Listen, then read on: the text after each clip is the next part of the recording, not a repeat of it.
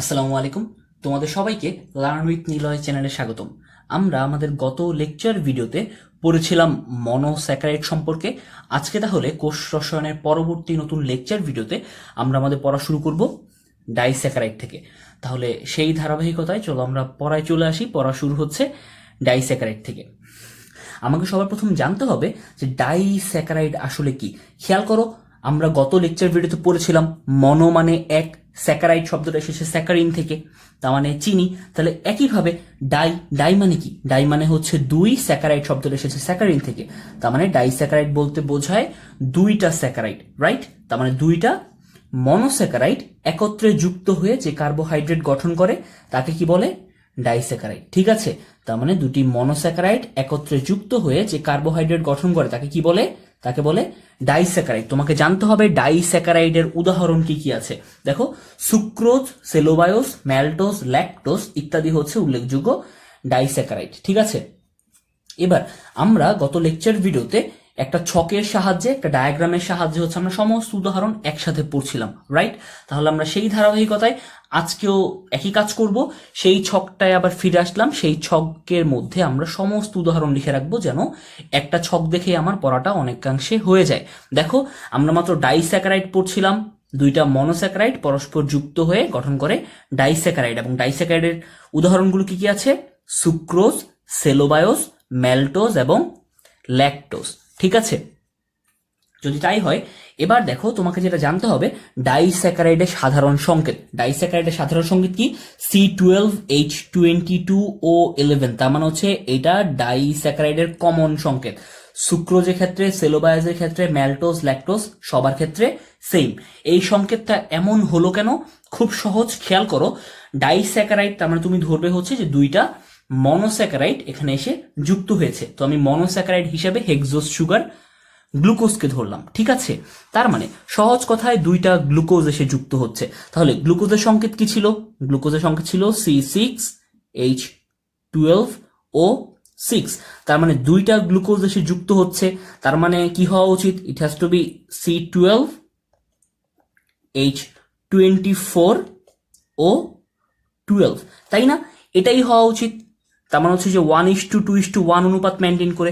কিন্তু আমি জানি যে দুইটা মনোস্যাকারাইড যখন হচ্ছে ডাইস্যাকারাইড ফরমেশন করে তখন তাদের মধ্যে যেই বন্ধন হয় সেই বন্ধনটাকে বলা হয় গ্লাইকোসাইডিক বন্ধন। এবং এই গ্লাইকোসাইডিক বন্ধন গঠনের সময় কি হয়? এক অণু পানি অপসারিত হয়ে যায়। তার মানে H2O কি হয়? কমে যায়। তার মানে এই যে সংকেত, এই সংকেত থেকে কি কমে যাবে? এই সংকেত থেকে এক অণু পানি কমে যাবে। তার মানে এই সংকেত থেকে তুমি এক অণু পানি কমিয়ে দাও, তার মানে H2 দুইটা হাইড্রোজেন কমিয়ে দাও, তার মানে হাইড্রোজেন 24 থেকে দুইটা কমে গিয়ে কি হবে? 22। অক্সিজেন একটা কমিয়ে দাও, তার মানে অক্সিজেন 12 থেকে কমে গিয়ে হবে 11। তার মানে হচ্ছে ডাইস্যাকারাইড গুলো সাধারণ সংকেত দাঁড়াচ্ছে C12 এর মতোই আছে। H24 এর পরিবর্তে দুইটা হাইড্রোজেন হারিয়ে সে হয়ে গেছে H22। অক্সিজেন 12টা, এখান থেকে হচ্ছে পানি গঠন করতে গিয়ে একটা অক্সিজেন হারিয়ে অক্সিজেন রইল 11টা, রাইট? তার মানে হচ্ছে ডাইস্যাকারাইড গুলো সাধারণ সংকেত দাঁড়ালো C12H22O11। আশা করি বুঝতে কোনো সমস্যা হলো না। যদি তাই হয় দেখো, ঠিক এই কথাটাই বলছে। ডাইস্যাকারাইড গুলো সাধারণ সংকেত কি? C12H22O11। যদি তাই হয় তোমাকে জানতে হবে মেডিকেল ভর্তি পরীক্ষার জন্য এবং এইচএসসির জন্য খুবই গুরুত্বপূর্ণ এমসিকিউ, সেটা হচ্ছে সুক্রোজ কি দিয়ে গঠিত হয়? গ্লুকোজ এবং ফ্রুক্টোজ দিয়ে। ম্যালটোজ কি কি দিয়ে গঠিত হয়? গ্লুকোজ এবং গ্লুকোজ দিয়ে। ল্যাকটোজ কি দিয়ে গঠিত হয়? গ্লুকোজ এবং গ্যালাক্টোজ দিয়ে। তার মানে এখান থেকেই প্রশ্ন আসবে, গ্লুকোজ ফ্রুক্টোজ মিলে কি তৈরি হয়? সুক্রোজ। গ্লুকোজ গ্লুকোজ মিলে কি তৈরি হয়? ম্যালটোজ। গ্লুকোজ গ্যালাক্টোজ মিলে কি তৈরি হয়? ল্যাকটোজ। এই তিনটা কোনোভাবে কি করা যাবে না, ভুল করা যাবে না। ঠিক আছে, এবার দেখো, আমরা গ্লাইকোসাইডিক বন্ধনী সম্পর্কে একটু আগেই জেনে আসলাম। কি বলছিল? যে দুই অণু মনোস্যাকারাইডের মধ্যে ঘনীভবন বিক্রিয়ার ফলে কি হয়? দুটো OH মূলক থেকে এক অণু পানি অপসারিত হয়। তার মানে দুইটা মনোস্যাকারাইডের সাধারণ গঠনের মধ্যে যে হাইড্রোক্সিল মূলকগুলো ছিল সেই দুইটা OH মূলক থেকে কি হয়? এক অণু পানি অপসারিত হয়, এবং এক অণু পানি অপসারিত হলে সেখানে কি উৎপন্ন হয়? ডাইস্যাকারাইড উৎপন্ন হয়। এবং উৎপন্ন ডাইস্যাকারাইডে তুমি কি দেখতে পাবে? তুমি নতুন একটা অক্সিজেন ব্রিজ দেখতে পাবে। ঠিক আছে, তুমি নতুন অক্সিজেন ব্রিজ কেন দেখতে পাবে? খেয়াল করো, এই হচ্ছে আমার যদি মনোস্যাকারাইড হতো, আমি দেখছিলাম যে মনোস্যাকারাইডের গঠনের মধ্যে কি ছিল? Hydroxyl group, right? এই যে মনোস্যাকারাইডের গঠনে আমার হাইড্রোক্সিল গ্রুপ ছিল। এবার বলা হচ্ছে যে এই হাইড্রোক্সিল গ্রুপ থেকে কি হবে?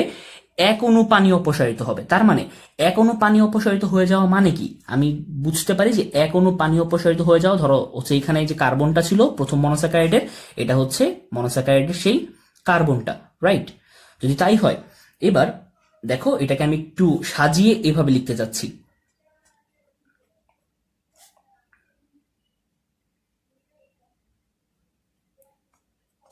ঠিক আছে, তার মানে এটা হচ্ছে আমার প্রথম মনোস্যাকারাইডের গঠনে, এটা হচ্ছে আমার দ্বিতীয় মনোস্যাকারাইডের গঠনে। এবার যখন এই দুইটা মনোস্যাকারাইড গ্লাইকোসাইডিক বন্ধন গঠনের সময় এক অণু পানি অপসারিত হবে, তখন কি হবে? দেখো এই যে দুইটা হাইড্রোজেন ধরলাম, সেই দুইটা হাইড্রোজেন অপসারিত হয়ে গেল এবং কি একটা অক্সিজেন অপসারিত হয়ে গেল। তার মানে শুধুমাত্র কি থেকে গেল? শুধুমাত্র থেকে গেল একটা অক্সিজেন। তার মানে কার্বন শুধুমাত্র কি করলো?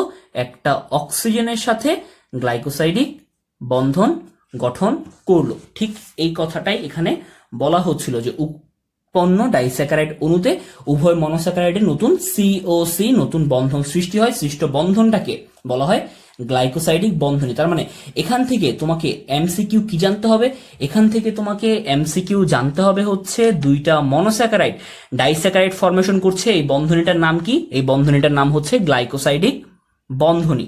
ঠিক আছে, এখান থেকে আর কিছু না। এবং তুমি তো এটা বুঝতেই পারলে যে দুইটা মনোস্যাকারাইড গ্লাইকোসাইডিক বন্ধনী সৃষ্টির মাধ্যমে এক অণু পানি অপসারণ করে কি হয়?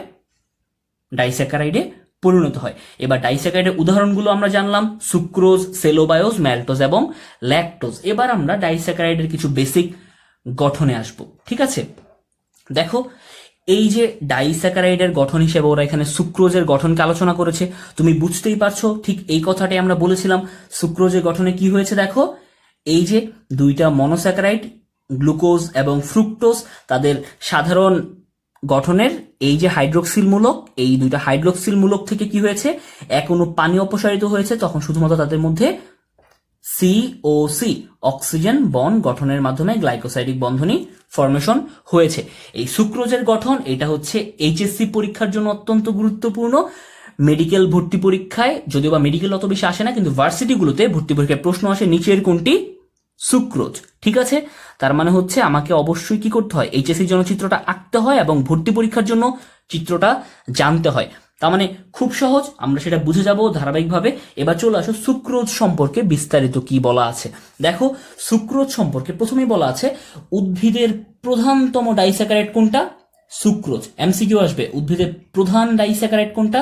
সুক্রোজ। এবার সুক্রোজ কিভাবে গঠিত হয়? দেখো এক অণু গ্লুকোজ এবং এক অণু ফ্রুক্টোজ একসাথে সংযুক্ত হয়ে কি গঠন করে? এক অণু সুক্রোজ গঠন করে। তুমি তো এটা এখানে পড়ে আসলে। সুক্রোজ কি? এক অণু গ্লুকোজ এক অণু ফ্রুক্টোজের সমন্বয়ে তৈরি। ঠিক আছে, এবং এই প্রক্রিয়ায় গ্লাইকোসাইডিক বন্ধন সৃষ্টির সময় কি হয়? এক অণু পানি সৃষ্টি হয়ে বাইরে বেরিয়ে যায়। ঠিক আছে, তোমাকে জানতে হবে সুক্রোজের একটা সাধারণতম উদাহরণ কোনটা? চিনি। তার মানে চিনি হচ্ছে একটা সাধারণতম সুক্রোজ। এবার চিনি কোথা থেকে পাওয়া যায়? চিনি পাওয়া যায় ইক্ষু এবং বিট থেকে। ঠিক আছে, এবার এখান থেকে এমসিকিউ জেনে গেলাম। জানতে হবে খুবই গুরুত্বপূর্ণ এমসিকিউ, গ্লুকোজ ফ্রুক্টোজ উভয়ই রিডিউসিং সুগার, কিন্তু সুক্রোজ রিডিউসিং সুগার নয়। এই যে আমি অবশেষে পেয়ে গেলাম এমন একজনকে যে রিডিউসিং সুগার না। কেননা গত লেকচার ভিডিওতে আমরা যাদেরকে পাচ্ছিলাম তারা সবাই কি ছিল? তারা সবাই রিডিউসিং সুগার ছিল। তার মানে এখানে আমি সুক্রোজকে পেলাম যে রিডিউসিং সুগার নয়। ঠিক আছে, তোমার প্রশ্ন হচ্ছে কেন সুক্রোজ রিডিউসিং সুগার নয়? তার মানে সুক্রোজের ক্ষেত্রে সত্য নয় কোনটি? এভাবে মেডিকেল এমসিকিউ আসবে এবং এইচএসসি তে তো এটা একদম পেইড 2 নম্বরের খ। ঠিক আছে, যে সুক্রোজ রিডিউসিং সুগার নয় কেন? তাহলে তুমি বুঝতেই পারছো সুক্রোজ কেন রিডিউসিং সুগার নয়। কারণ সুক্রোজের ফরমেশনটা হচ্ছে কিভাবে? এক অণু গ্লুকোজের সাথে এক অণু ফ্রুক্টোজ কি হচ্ছে? গ্লাইকোসাইডিক বন্ধনীর মাধ্যমে সুক্রোজ গঠন করছে। এই যে গ্লাইকোসাইডিক বন্ধনী গঠনের সময় এক অণু পানি বের হয়ে যাচ্ছিল, যেহেতু এক অণু পানি বের হয়ে যাচ্ছিল, এই পানি বের হয়ে যাওয়ার কারণে কি হচ্ছে? এই পানি বের হয়ে যাওয়ার কারণে সুক্রোজ অণুতে মুক্ত অ্যালডিহাইড এবং কিটোন গ্রুপের অস্তিত্ব নষ্ট হয়ে যাচ্ছে, মুক্ত অ্যালডিহাইড এবং কিটোন গ্রুপটা ভেঙে যাচ্ছে।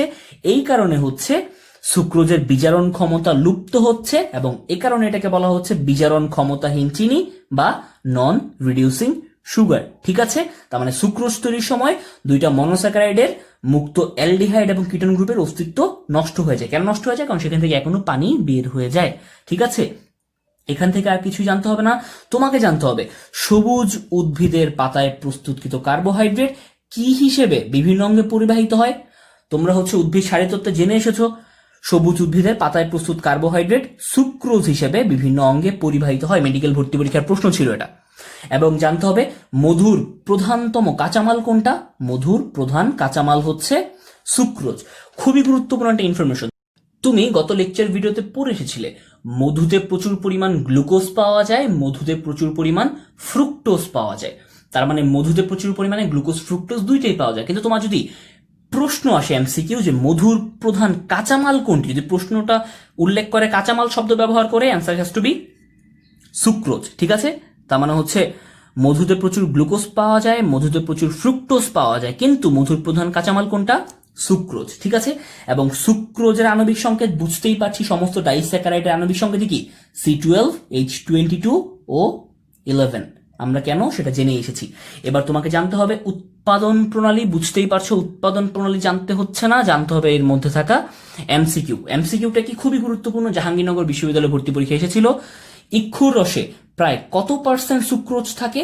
ইক্ষুর রসে প্রায় 15% সুক্রোজ থাকে। ঠিক আছে, তার মানে আমি যদি ইক্ষুর রস বা আখের রস কোনোভাবে কালেক্ট করতে পারি তাহলে সেখান থেকে আমি কি করতে পারবো? সুক্রোজকে আলাদা করতে পারবো। কিভাবে? এই যে আখের রস আমি কালেক্ট করলাম, সেই আখের রসটাকে আমি পরিশ্রুত করব, ছাঁকনি দিয়ে ছাঁকবো, ছাকার পরে তার সাথে আমি কি মেশাবো? কলিচুন মেশাবো। কলিচুন মেশালে কি হবে?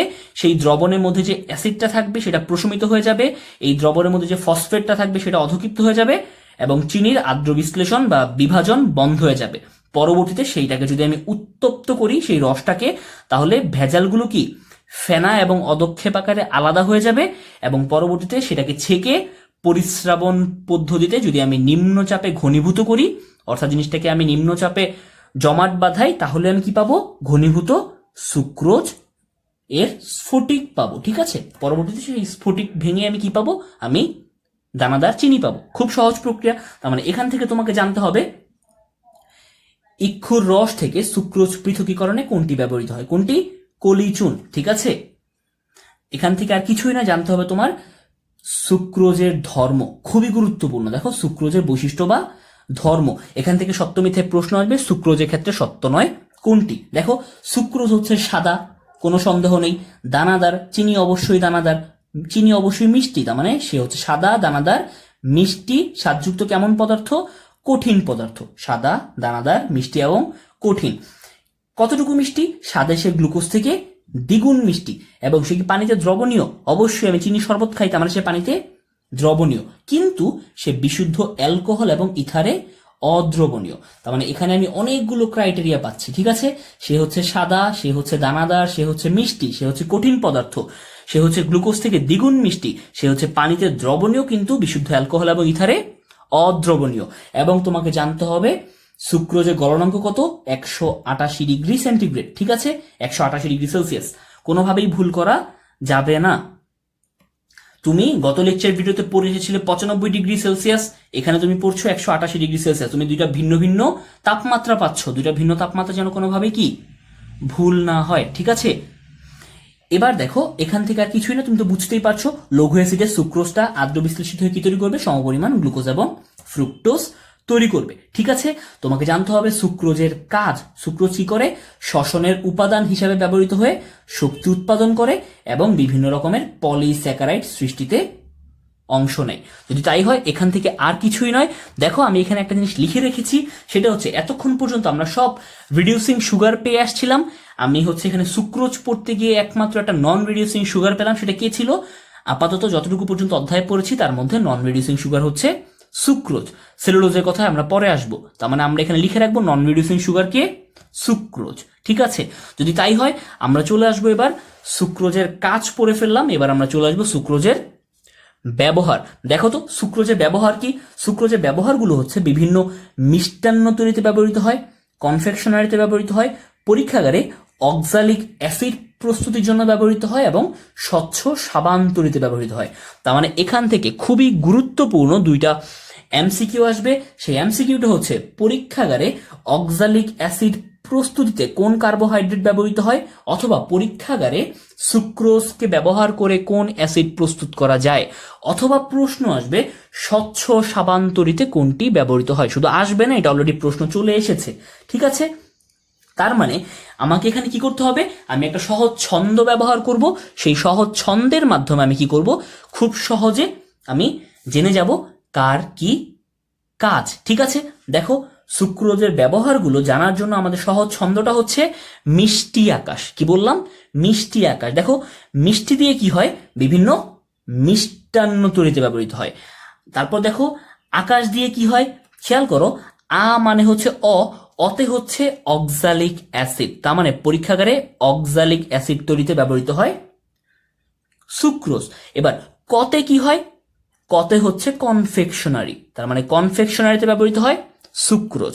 এবং দেখো শটা আমরা হচ্ছে দন্ত স উচ্চারণ করব, তার মানে দেখো দন্ত সতে কি হয়, স্বচ্ছ সাবান। তার মানে আকাশ দিয়ে হচ্ছে অক্সালিক অ্যাসিড, কনফেকশনারি এবং স্বচ্ছ সাবান, এই তিনটা তৈরিতে কোনটাকে ব্যবহার করা হয়, সুক্রোজকে ব্যবহার করা হয়।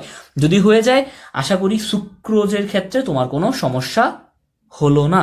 ঠিক আছে, এবার তোমাকে একটা সহজ বিষয় জানতে হবে। তুমি তো সুক্রোজ সম্পর্কে সামগ্রিক পড়ে ফেললে, এবার তোমাকে যদি আমি স্পেসিফিক বলি যে আমাকে স্পেসিফিক্যালি একদম সুক্রোজের গঠনটা বলো তো, তুমি কিন্তু এটা জানো যে এখনো গ্লুকোজ এবং এখনো ফ্রুক্টোজ একসাথে সংযুক্ত হয়ে কি গঠন করে, সুক্রোজ গঠন করে। ঠিক আছে, বাট আমি যদি আরো স্পেসিফিক ভাবে জানতে চাই, সেই ক্ষেত্রে তুমি কি বলবে, তো সামনে আমরা এরকম আরো অনেকগুলো কার্বোহাইড্রেট পড়বো, অনেকগুলো ডাইস্যাকারাইড বা পলিস্যাকারাইড পড়বো, তো সেগুলোর গঠনগুলো যেন আমাদের ওভারল্যাপ করে না যায়, এর জন্য আমি করেছি কি, আমি খাতার মধ্যে নোট আকারে সবগুলো গঠন একসাথে লিখে ফেলেছি।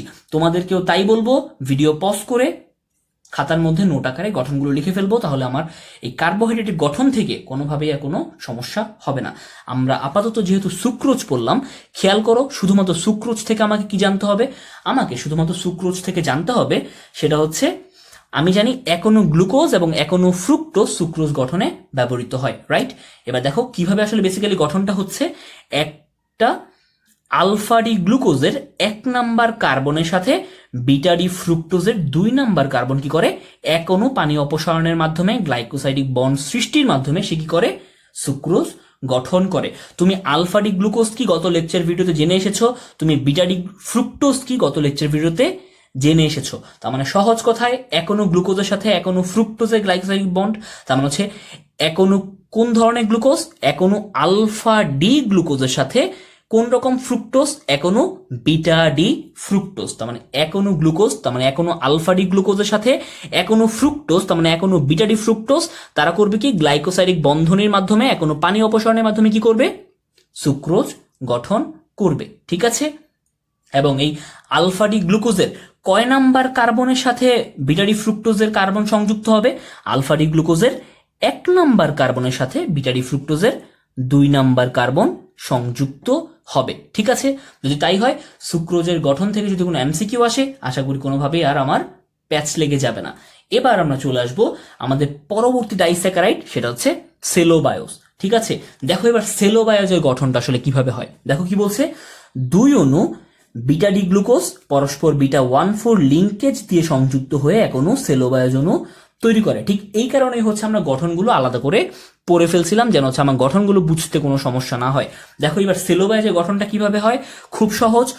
2 অণু বিটা ডি গ্লুকোজ, তাদের কোন লিঙ্কেজের মাধ্যমে, বিটা 1,4 লিঙ্কেজের মাধ্যমে, তার মানে 1 নাম্বার কার্বনের সাথে 4 নাম্বার কার্বন এসে কি হবে, গ্লাইকোসাইডিক বন্ধনের মাধ্যমে সংযুক্ত হবে, যেটাকে বলা হচ্ছে বিটা 1,4 লিঙ্কেজ। ঠিক আছে, তারা তাদের বিটা 1,4 লিঙ্কেজ দিয়ে সংযুক্ত হয়ে কি করছে, এখনো সেলোবায়োস তৈরি করছে। এখান থেকে কিন্তু প্রশ্ন আসবে যে 2 অণু beta D glucose beta 1,4 linkage দিয়ে সংযুক্ত হয়ে কোনটি গঠিত হয়, অথবা বলবে সেলোবায়োজে গ্লুকোজ অণু দুটি কোন লিঙ্কেজ দ্বারা সংযুক্ত, অথবা সেলোবায়োস গঠনে কোন গ্লুকোজ অংশ নেয়। ঠিক আছে, তার মানে আমি দেখতেই পাচ্ছি একটা সেলোবায়োজের গঠন।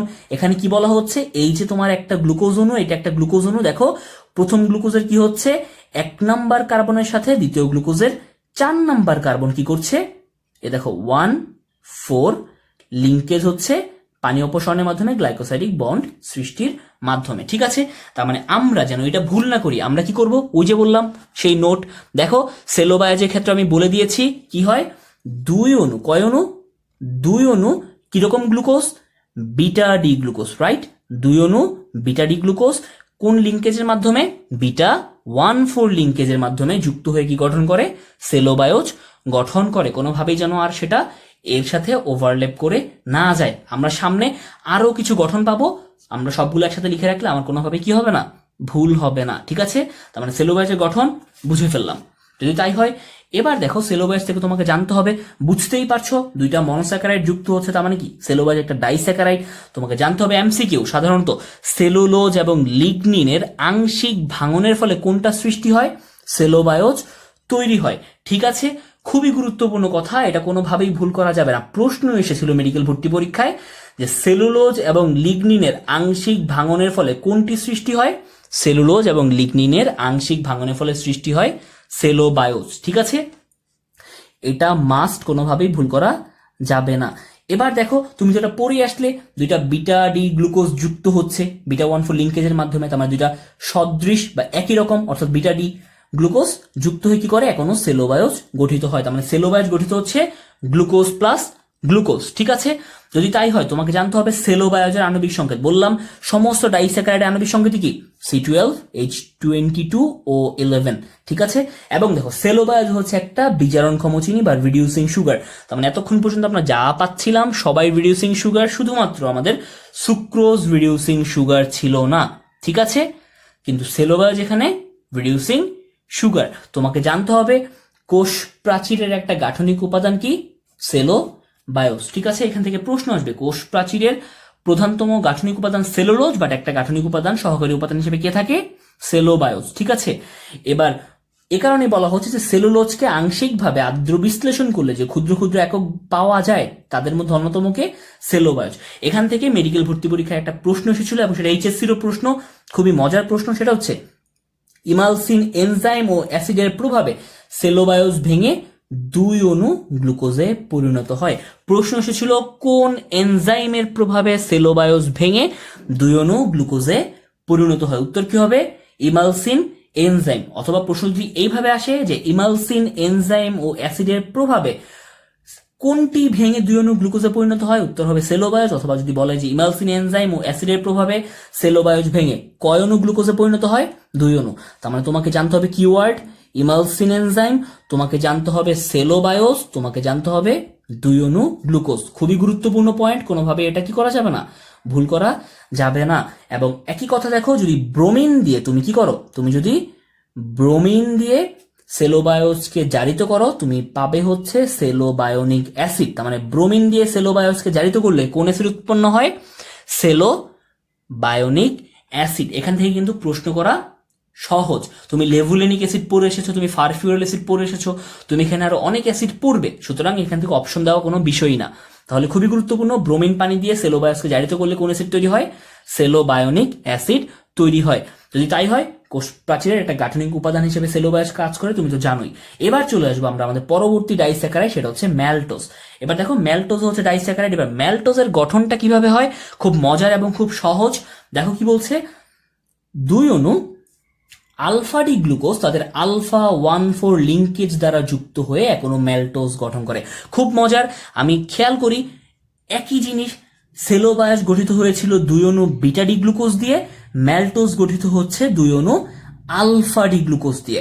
লিঙ্কেজ কিন্তু হচ্ছে 1,4 লিঙ্কেজই হচ্ছে, বিটা গ্লুকোজের ক্ষেত্রে বিটা 1,4 লিঙ্কেজ, আলফা গ্লুকোজের ক্ষেত্রে আলফা 1,4 লিঙ্কেজ। তার মানে আলফা গ্লুকোজের 1 আর 4 নাম্বার কার্বন গ্লাইকোসাইডিক বন্ড দ্বারা যুক্ত হচ্ছে। ঠিক আছে, এটা কোনোভাবে কি করা যাবে না, ভুল করা যাবে না। তার মানে যদি বলে যে 2 অণু beta D glucose beta 1,4 linkage দ্বারা যুক্ত হলে কোনটি গঠিত হয়, answer is to be cellobiose. যদি বলে 2 অণু alpha D glucose alpha 1,4 linkage দ্বারা যুক্ত হলে কোনটি গঠিত হয়, উত্তর হবে ম্যালটোজ। ঠিক আছে, এবং তোমাকে জানতে হবে সাধারণত স্টার্চের আংশিক ভাঙনের ফলে কি তৈরি হয়, ম্যালটোজ সৃষ্টি হয়। খুবই গুরুত্বপূর্ণ।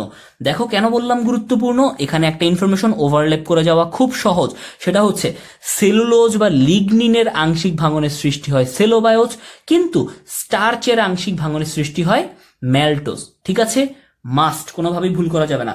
সেলুলোজের আংশিক ভাঙনে সেলোবায়োজ, স্টার্চের আংশিক ভাঙনে ম্যালটোজ। ঠিক আছে, এবং সবচেয়ে গুরুত্বপূর্ণ কথা, এটি আংশিক রিডিউসিং সুগার।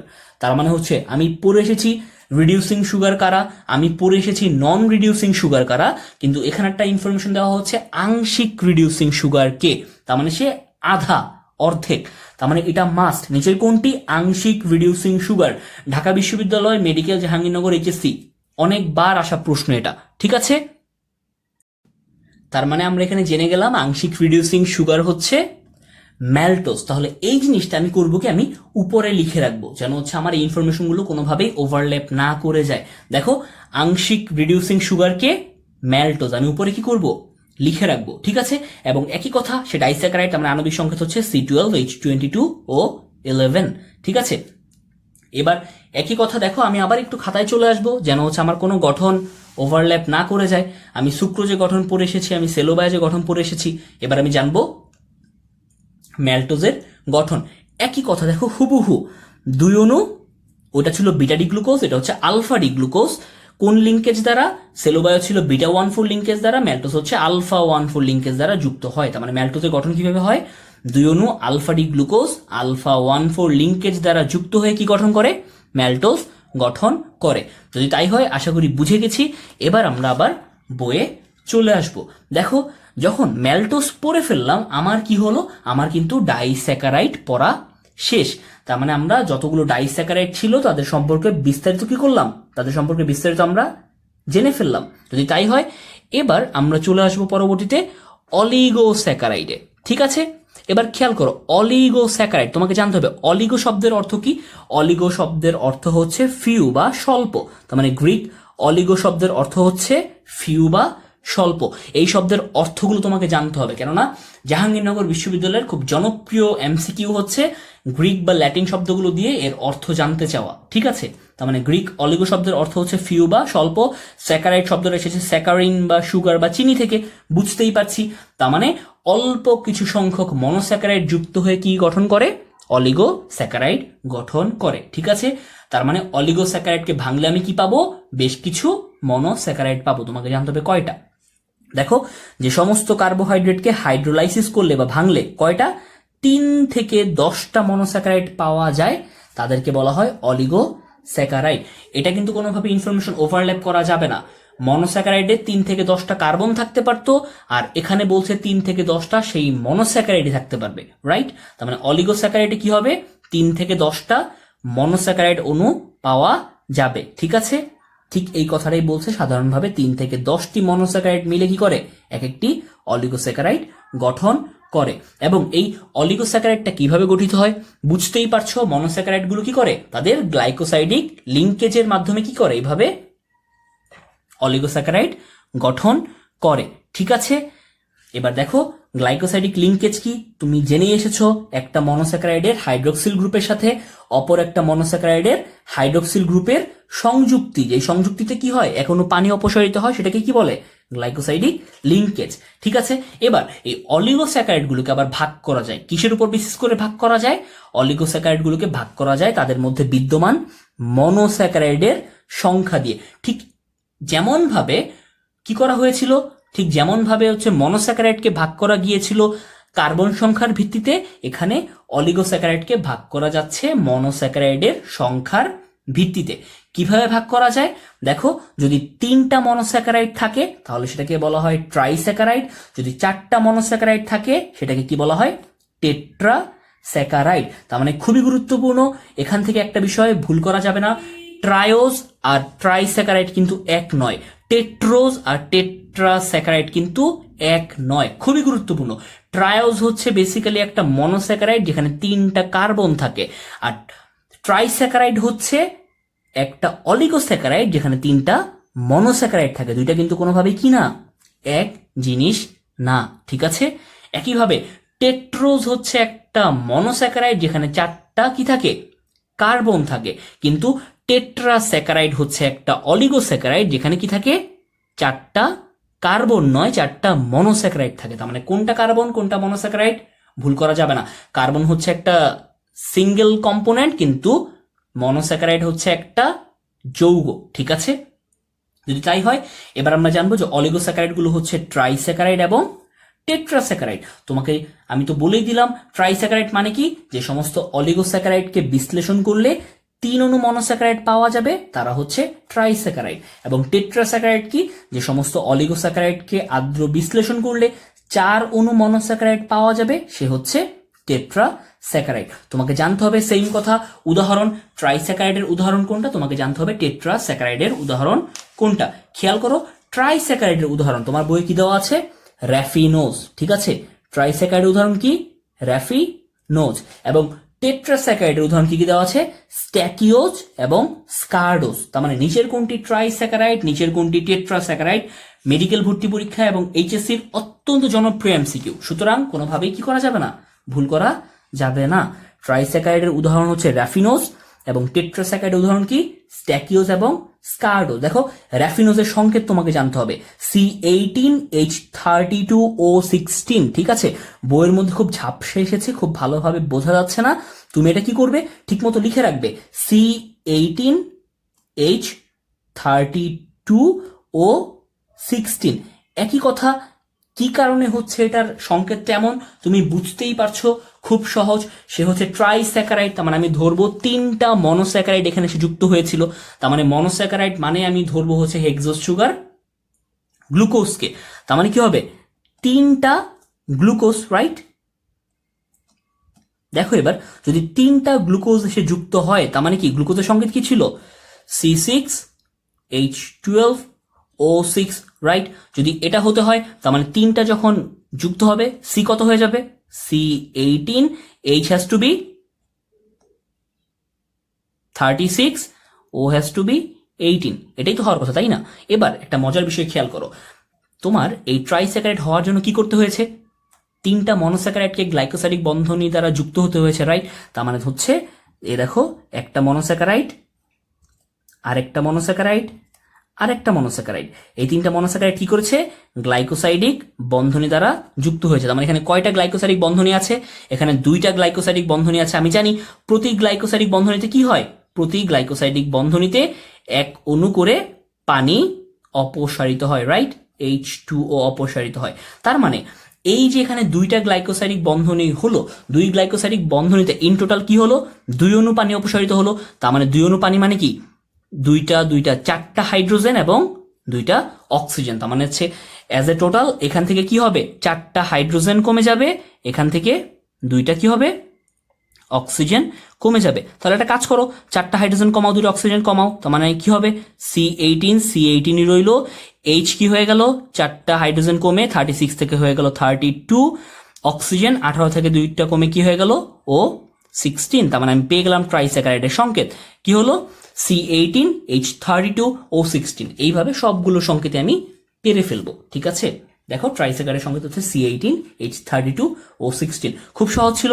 এবার তোমাকে জানতে হবে ট্রাইস্যাকারাইডকে আদ্র বিশ্লেষণ করলে কি পাওয়া যায়। দেখো ট্রাইস্যাকারাইডকে আদ্র বিশ্লেষণ করলে পাওয়া যায় 1 অণু গ্লুকোজ, 1 অণু ফ্রুক্টোজ এবং 1 অণু গ্যালাক্টোজ। এটা খুবই গুরুত্বপূর্ণ এমসিকিউ।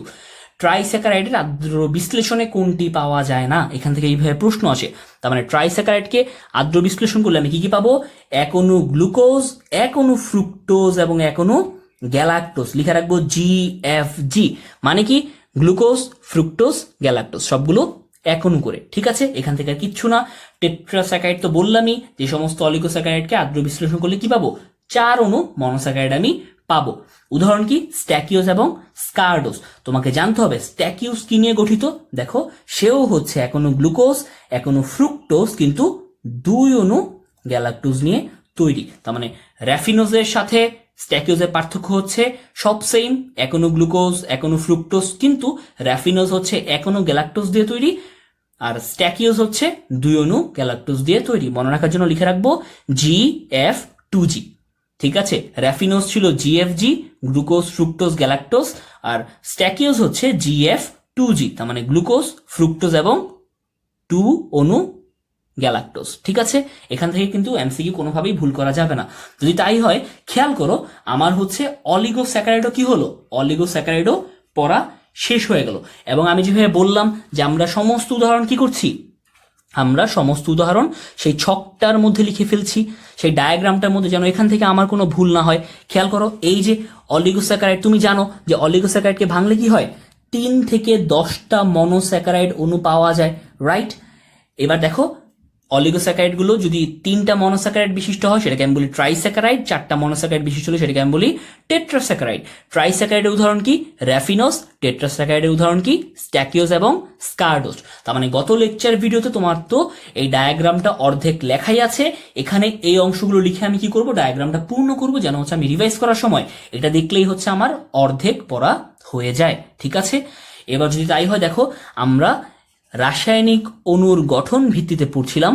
মনোস্যাকারাইড গতকাল শেষ হয়েছিল, ডাইস্যাকারাইড আজকে আমরা পড়ে ফেললাম, অলিগোস্যাকারাইড আমরা এখন পড়ে ফেললাম। আমরা চলে আসবো সর্বশেষ, সেটা হচ্ছে রাসায়নিক অণুর গঠন ভিত্তিতে পলিস্যাকারাইডে। ঠিক আছে, তাহলে এবার আমরা চলে আসবো পলিস্যাকারাইড। বুঝতেই পারছো শব্দটা এসেছে গ্রিক পলি থেকে। পলি মানে কি, মাল্টিপল বা মেনি, অনেক বেশি, এবং স্যাকারাইড শব্দ স্যাকারিন, তার মানে কি অনেকগুলো মনোস্যাকারাইড যদি একত্রে সংবদ্ধ হয় সেটাকে আমি কি বলবো, সেটাকে আমি বলবো পলিস্যাকারাইড। ঠিক আছে, তার মানে হচ্ছে যে কার্বোহাইড্রেটকে আর্দ্র বিশ্লেষণ করলে অনেকগুলো মনোস্যাকারাইড অণু পাওয়া যাবে তাকে কি বলা হয়, তাকেই বলা হয় পলিস্যাকারাইড। যেহেতু অনেকগুলো মনোস্যাকারাইড থাকে, এই কারণে তারা কি উচ্চ আণবিক ওজন বিশিষ্ট জৈব পদার্থ। ঠিক আছে, এবং পলিস্যাকারাইড গুলো কি প্রকৃতির, এরা হচ্ছে পানিতে অদ্রবণীয়, এরা কোনোভাবেই মিষ্টি নয়। পলিস্যাকারাইডের উদাহরণগুলো কি কি আছে, স্টার্চ, সেলুলোজ, গ্লাইকোজেন। ঠিক আছে, তার মানে পলিস্যাকারাইডের কিছু ক্রাইটেরিয়া তুমি জানলে, এরা উচ্চ আণবিক ওজন বিশিষ্ট, এরা হচ্ছে পানিতে অদ্রবণীয়, এরা মিষ্টি নয়। ঠিক আছে, উদাহরণ কি, উদাহরণ হচ্ছে স্টার্চ, সেলুলোজ, গ্লাইকোজেন। সামনে কিছু উদাহরণ পাবো আমি, হেমিসেলুলোজ এবং পেকটিন। ঠিক আছে, আমি তাহলে কি করব, ওই একই কথা সেই ছকটার মধ্যে কি করব, আমি এই যে পলিস্যাকারাইড, বুঝতেই পারছো অনেকগুলো মনোস্যাকারাইড যুক্ত হয়ে কি করবে, পলিস্যাকারাইড গঠন করবে। কতগুলো মনোস্যাকারাইড, সাধারণত 10-এর অধিক। এবং পলিস্যাকারাইডের উদাহরণগুলো আমি লিখে রাখবো, কি কি সেটা, starch, cellulose, hemicellulose, pectin, glycogen. তার মানে হচ্ছে আমার এই ছকের কাজ শেষ হলো, এবং এই ছকটা থেকে আমি সবগুলো উদাহরণ কি করতে পারবো, মনে রাখতে পারবো। ঠিক আছে, এবার খেয়াল করো, তোমাকে জানতে হবে এই যে পলিস্যাকারাইড গুলো আছে এর মধ্যে প্রকৃতিতে সবচেয়ে বেশি পাওয়া যায় কোনটা, প্রকৃতিতে সবচেয়ে বেশি পাওয়া যায় হচ্ছে সেলুলোজ। তার মানে সেলুলোজ হচ্ছে প্রকৃতিতে সবচেয়ে বেশি পাওয়া যায়, এবং দ্বিতীয় সবচেয়ে বেশি পাওয়া যায় কি, স্টার্চ। ঠিক আছে, এবার পলিস্যাকারাইড গুলোকে কাজের ভিত্তিতে আবার 2 ভাগে ভাগ করা যায়। ঠিক আছে, কাজের ভিত্তিতে পলিস্যাকারাইড গুলো কয় ভাগে বিভক্ত, 2 ভাগে বিভক্ত। একটা হচ্ছে গাঠনিক পলিস্যাকারাইড, একটা হচ্ছে সঞ্চয়ী পলিস্যাকারাইড। গাঠনিক পলিস্যাকারাইড কি, যেই পলিস্যাকারাইড অণুগুলো গঠনে অংশ নেয়, ঠিক আছে, তার মানে জীবদেহের কাঠামো নির্মাণ করে, তারা হচ্ছে গাঠনিক পলিস্যাকারাইড। উদাহরণ কি, সেলুলোজ, হেমিসেলুলোজ, পেকটিন। এখান থেকে কিন্তু প্রশ্ন আসবে, নিচের কোনটি গাঠনিক পলিস্যাকারাইড, মাস্ট এখান থেকে প্রশ্ন, এটা এইচএসসি অ্যাডমিশন টেস্টের জনপ্রিয় প্রশ্ন, সুতরাং এটা ভুল করা যাবে না। গাঠনিক পলিস্যাকারাইড গুলো কি কি, সেলুলোজ, হেমিসেলুলোজ এবং পেকটিন। এরা কি করে, উদ্ভিদের কোষ প্রাচীর গঠন করে, তার মানে উদ্ভিদের গঠনে অংশ নেয়। এবং আরেক প্রকার পলিস্যাকারাইড যেটা হচ্ছে কাজের ভিত্তিতে আমরা ভাগ করতে পারি, সেটা কি, সেটা হচ্ছে সঞ্চয়ী পলিস্যাকারাইড। বুঝতেই পারছো এরা কি করবে, জীবদেহে সঞ্চিত খাদ্যবস্তু হিসেবে থাকবে। ঠিক আছে, যা পরে কি হবে, শক্তির উৎস হিসেবে ব্যয় হবে, শক্তির উৎস হিসেবে কাজ করবে। ঠিক আছে, উদাহরণ কি, উদাহরণ খুব সহজ, স্টার্চ এবং গ্লাইকোজেন। তার মানে গাঠনিক পলিস্যাকারাইড তুমি জেনে এসেছিলে, এবং সঞ্চয়ী পলিস্যাকারাইড গুলো কি কি, স্টার্চ এবং গ্লাইকোজেন। এর মধ্যে স্টার্চ হচ্ছে উদ্ভিদ দেহে সঞ্চিত খাদ্য, গ্লাইকোজেন হচ্ছে প্রাণী দেহে সঞ্চিত খাদ্য। ঠিক আছে, যদি তাই হয় এখান থেকে আর কিছুই নয়। এবার হচ্ছে আমরা যে উদাহরণগুলো পড়লাম তার সম্পর্কে একটু বিস্তারিত জানার চেষ্টা করব। আমরা তাহলে চলে আসবো সবার প্রথম শ্বেতসার বা স্টার্চ সম্পর্কে জানতে। সে অবশ্যই কি একটা পলিস্যাকারাইড, যেহেতু আমি পলিস্যাকারাইড নিয়েই পড়ছি। এবার দেখো, এবার এই শ্বেতসার বা স্টার্চ সে বেসিক্যালি কি দিয়ে গঠিত হয়, এই শ্বেতসার বা স্টার্চ সে হচ্ছে আরো 2টা পলিস্যাকারাইডের সমন্বয়ে গঠিত। সেই পলিস্যাকারাইডগুলোর নাম কি, অ্যামাইলোজ এবং অ্যামাইলোপেকটিন। ঠিক আছে, তার মানে শ্বেতসার বা স্টার্চ সে কি নিয়ে গঠিত, সে হচ্ছে অ্যামাইলোজ এবং অ্যামাইলোপেকটিনের সমন্বয়ে গঠিত। ঠিক আছে, কোনোভাবেই ভুল করা যাবে না।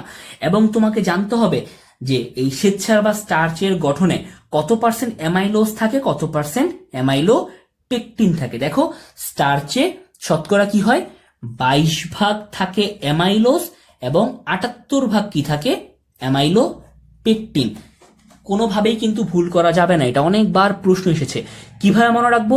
মনে রাখার কৌশলটা খুব সহজ। দেখো অ্যামাইলোজ নামটা কি, অ্যামাইলোজ নামটা হচ্ছে ছোট, রাইট? অ্যামাইলোজ নামটা ছোট, কিন্তু অ্যামাইলো পেকটিন নামটা বড়। তার মানে অ্যামাইলোজ নামটা ছোট, পরিমাণেও কম লাগে, অ্যামাইলো পেকটিন নামটা বড়, পরিমাণে বেশি লাগে। ঠিক আছে, তার মানে অ্যামাইলোজ 22%, অ্যামাইলো পেকটিন 78%। ঠিক আছে, 22, 78, বড় নাম ছোট নাম। ঠিক আছে, ছোট নাম বড় নাম, ছোট সংখ্যা বড় সংখ্যা, এটা যেন কোনোভাবেই কৌশলটা ভুল না হয়।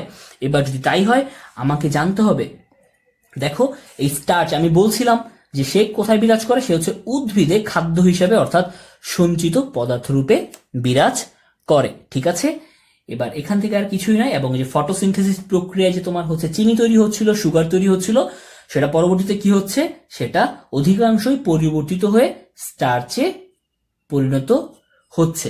ঠিক আছে, এখান থেকে আর কিছুই নয়, তোমাকে জানতে হবে এই স্টার্চে যে পরিণত হচ্ছে সেই স্টার্চটা জমা থাকছে কোথায়, সে হচ্ছে বীজের মধ্যে, ফলের মধ্যে, কন্দ বা টিউবারের মধ্যে জমা থাকছে। তার মানে এই সমস্ত সঞ্চয়ী অঙ্গে স্টার্চ কি হচ্ছে, জমা থাকছে। স্টার্চের প্রধান উৎস কোনটা? স্টার্চের প্রধান উৎস হচ্ছে ধান, গম, আলু। ঠিক আছে, তার মানে হচ্ছে আমরা যে শ্বেতসার জাতীয় খাবার খাই, শর্করা জাতীয় খাবার খাই, এরা হচ্ছে শর্করা, শ্বেতসার বা স্টার্চের প্রধান উৎস। ঠিক আছে, এবার তোমাকে জানতে হবে, দেখো যে স্টার্চের হাইড্রোলাইসিসের ফলে কি হয়, স্টার্চের হাইড্রোলাইসিসের ফলে স্টার্চ কিসে পরিণত হয়, স্টার্চ গ্লুকোজে পরিণত হয়। ঠিক আছে, তার মানে হচ্ছে অনেকগুলো গ্লুকোজ মিলে আসলে স্টার্চ গঠন করে এবং স্টার্চকে হাইড্রোলাইসিস করলে কি হয়, গ্লুকোজে পরিণত হয়। এখন তুমি বলতে পারো যে ভাইয়া আমি তো শুনলাম যে স্টার্চ তৈরি হয় অ্যামাইলোজ এবং অ্যামাইলো পেকটিন দ্বারা, কিন্তু আপনি বললেন যে স্টার্চ হচ্ছে অনেকগুলো গ্লুকোজ মিলে তৈরি হয়, তাই না? তার মানে ঘটনাটা কি, ঘটনাটা হচ্ছে এই যে অ্যামাইলোজ এবং অ্যামাইলো পেকটিন তারাও আসলে গ্লুকোজ দ্বারা তৈরি। তার মানে আমি যদি একদম মলিকিউলার লেভেলে চলে যাই, স্টার্চ হচ্ছে অ্যামাইলোজ অ্যামাইলো পেকটিন দ্বারা তৈরি, আবার এই অ্যামাইলোজ অ্যামাইলো পেকটিন গুলো আবার হচ্ছে অসংখ্য গ্লুকোজ অণু দ্বারা তৈরি। তার মানে হচ্ছে সার্বিকভাবে স্টার্চও কি গ্লুকোজ অণু দ্বারা তৈরি। ঠিক আছে, যদি তাই হয় এই কারণে হচ্ছে স্টার্চকে ভাঙলে আমি আবার সবচেয়ে সরল উপাদান গ্লুকোজই পাই। ঠিক আছে, যেহেতু বুঝতেই পারছো সে পলিস্যাকারাইড, তার মানে ওকে ভাঙলে তো অবশ্যই আমি মনোস্যাকারাইডই পাবো, গ্লুকোজই পাবো। এবার তোমাকে জানতে হবে খুবই গুরুত্বপূর্ণ এমসিকিউ, আয়োডিন দ্রবণে স্টার্চ কোন বর্ণ ধারণ করে, গাঢ় নীল বর্ণ ধারণ করে। মাস্ট, আয়োডিন দ্রবণে স্টার্চ কোন বর্ণ ধারণ করে। আমরা অনেকগুলো বর্ণ পাবো এবং সবগুলো বর্ণ হচ্ছে আমরা একসাথে শিখে ফেলবো, আমাদের কোনো ভুল হবে না। এবার দেখো স্টার্চের গঠনটা আলোচনা করা হয়েছে, এইচএসসির জন্য অত্যন্ত জনপ্রিয় সিকিউ। এখান থেকে বলে যে স্টার্চের গাঠনিক চিত্র আঁকতে হয় এবং স্টার্চের গঠন বর্ণনা করতে হয়। মেডিকেল ভর্তি পরীক্ষায় এখান থেকে প্রশ্ন আসে। তাহলে দেখো স্টার্চ কিভাবে গঠিত, অসংখ্য গ্লুকোজ অণু নিয়ে স্টার্চ গঠিত। ঠিক আছে, এবং তোমাকে তো বললামই যে গ্লাইকোসাইডিক বন্ধনের প্রকৃতির উপর ভিত্তি করে স্টার্চ হচ্ছে দুই প্রকার, একটা হচ্ছে অ্যামাইলোজ, একটা হচ্ছে অ্যামাইলো পেকটিন। তার মানে অ্যামাইলোজ অ্যামাইলো পেকটিনের সমন্বয়েই আসলে অ্যাজ এ হোল স্টার্চটা গঠিত। এবার দেখো অ্যামাইলোজের গঠনটা আবার কিভাবে হয়, খুব মজার।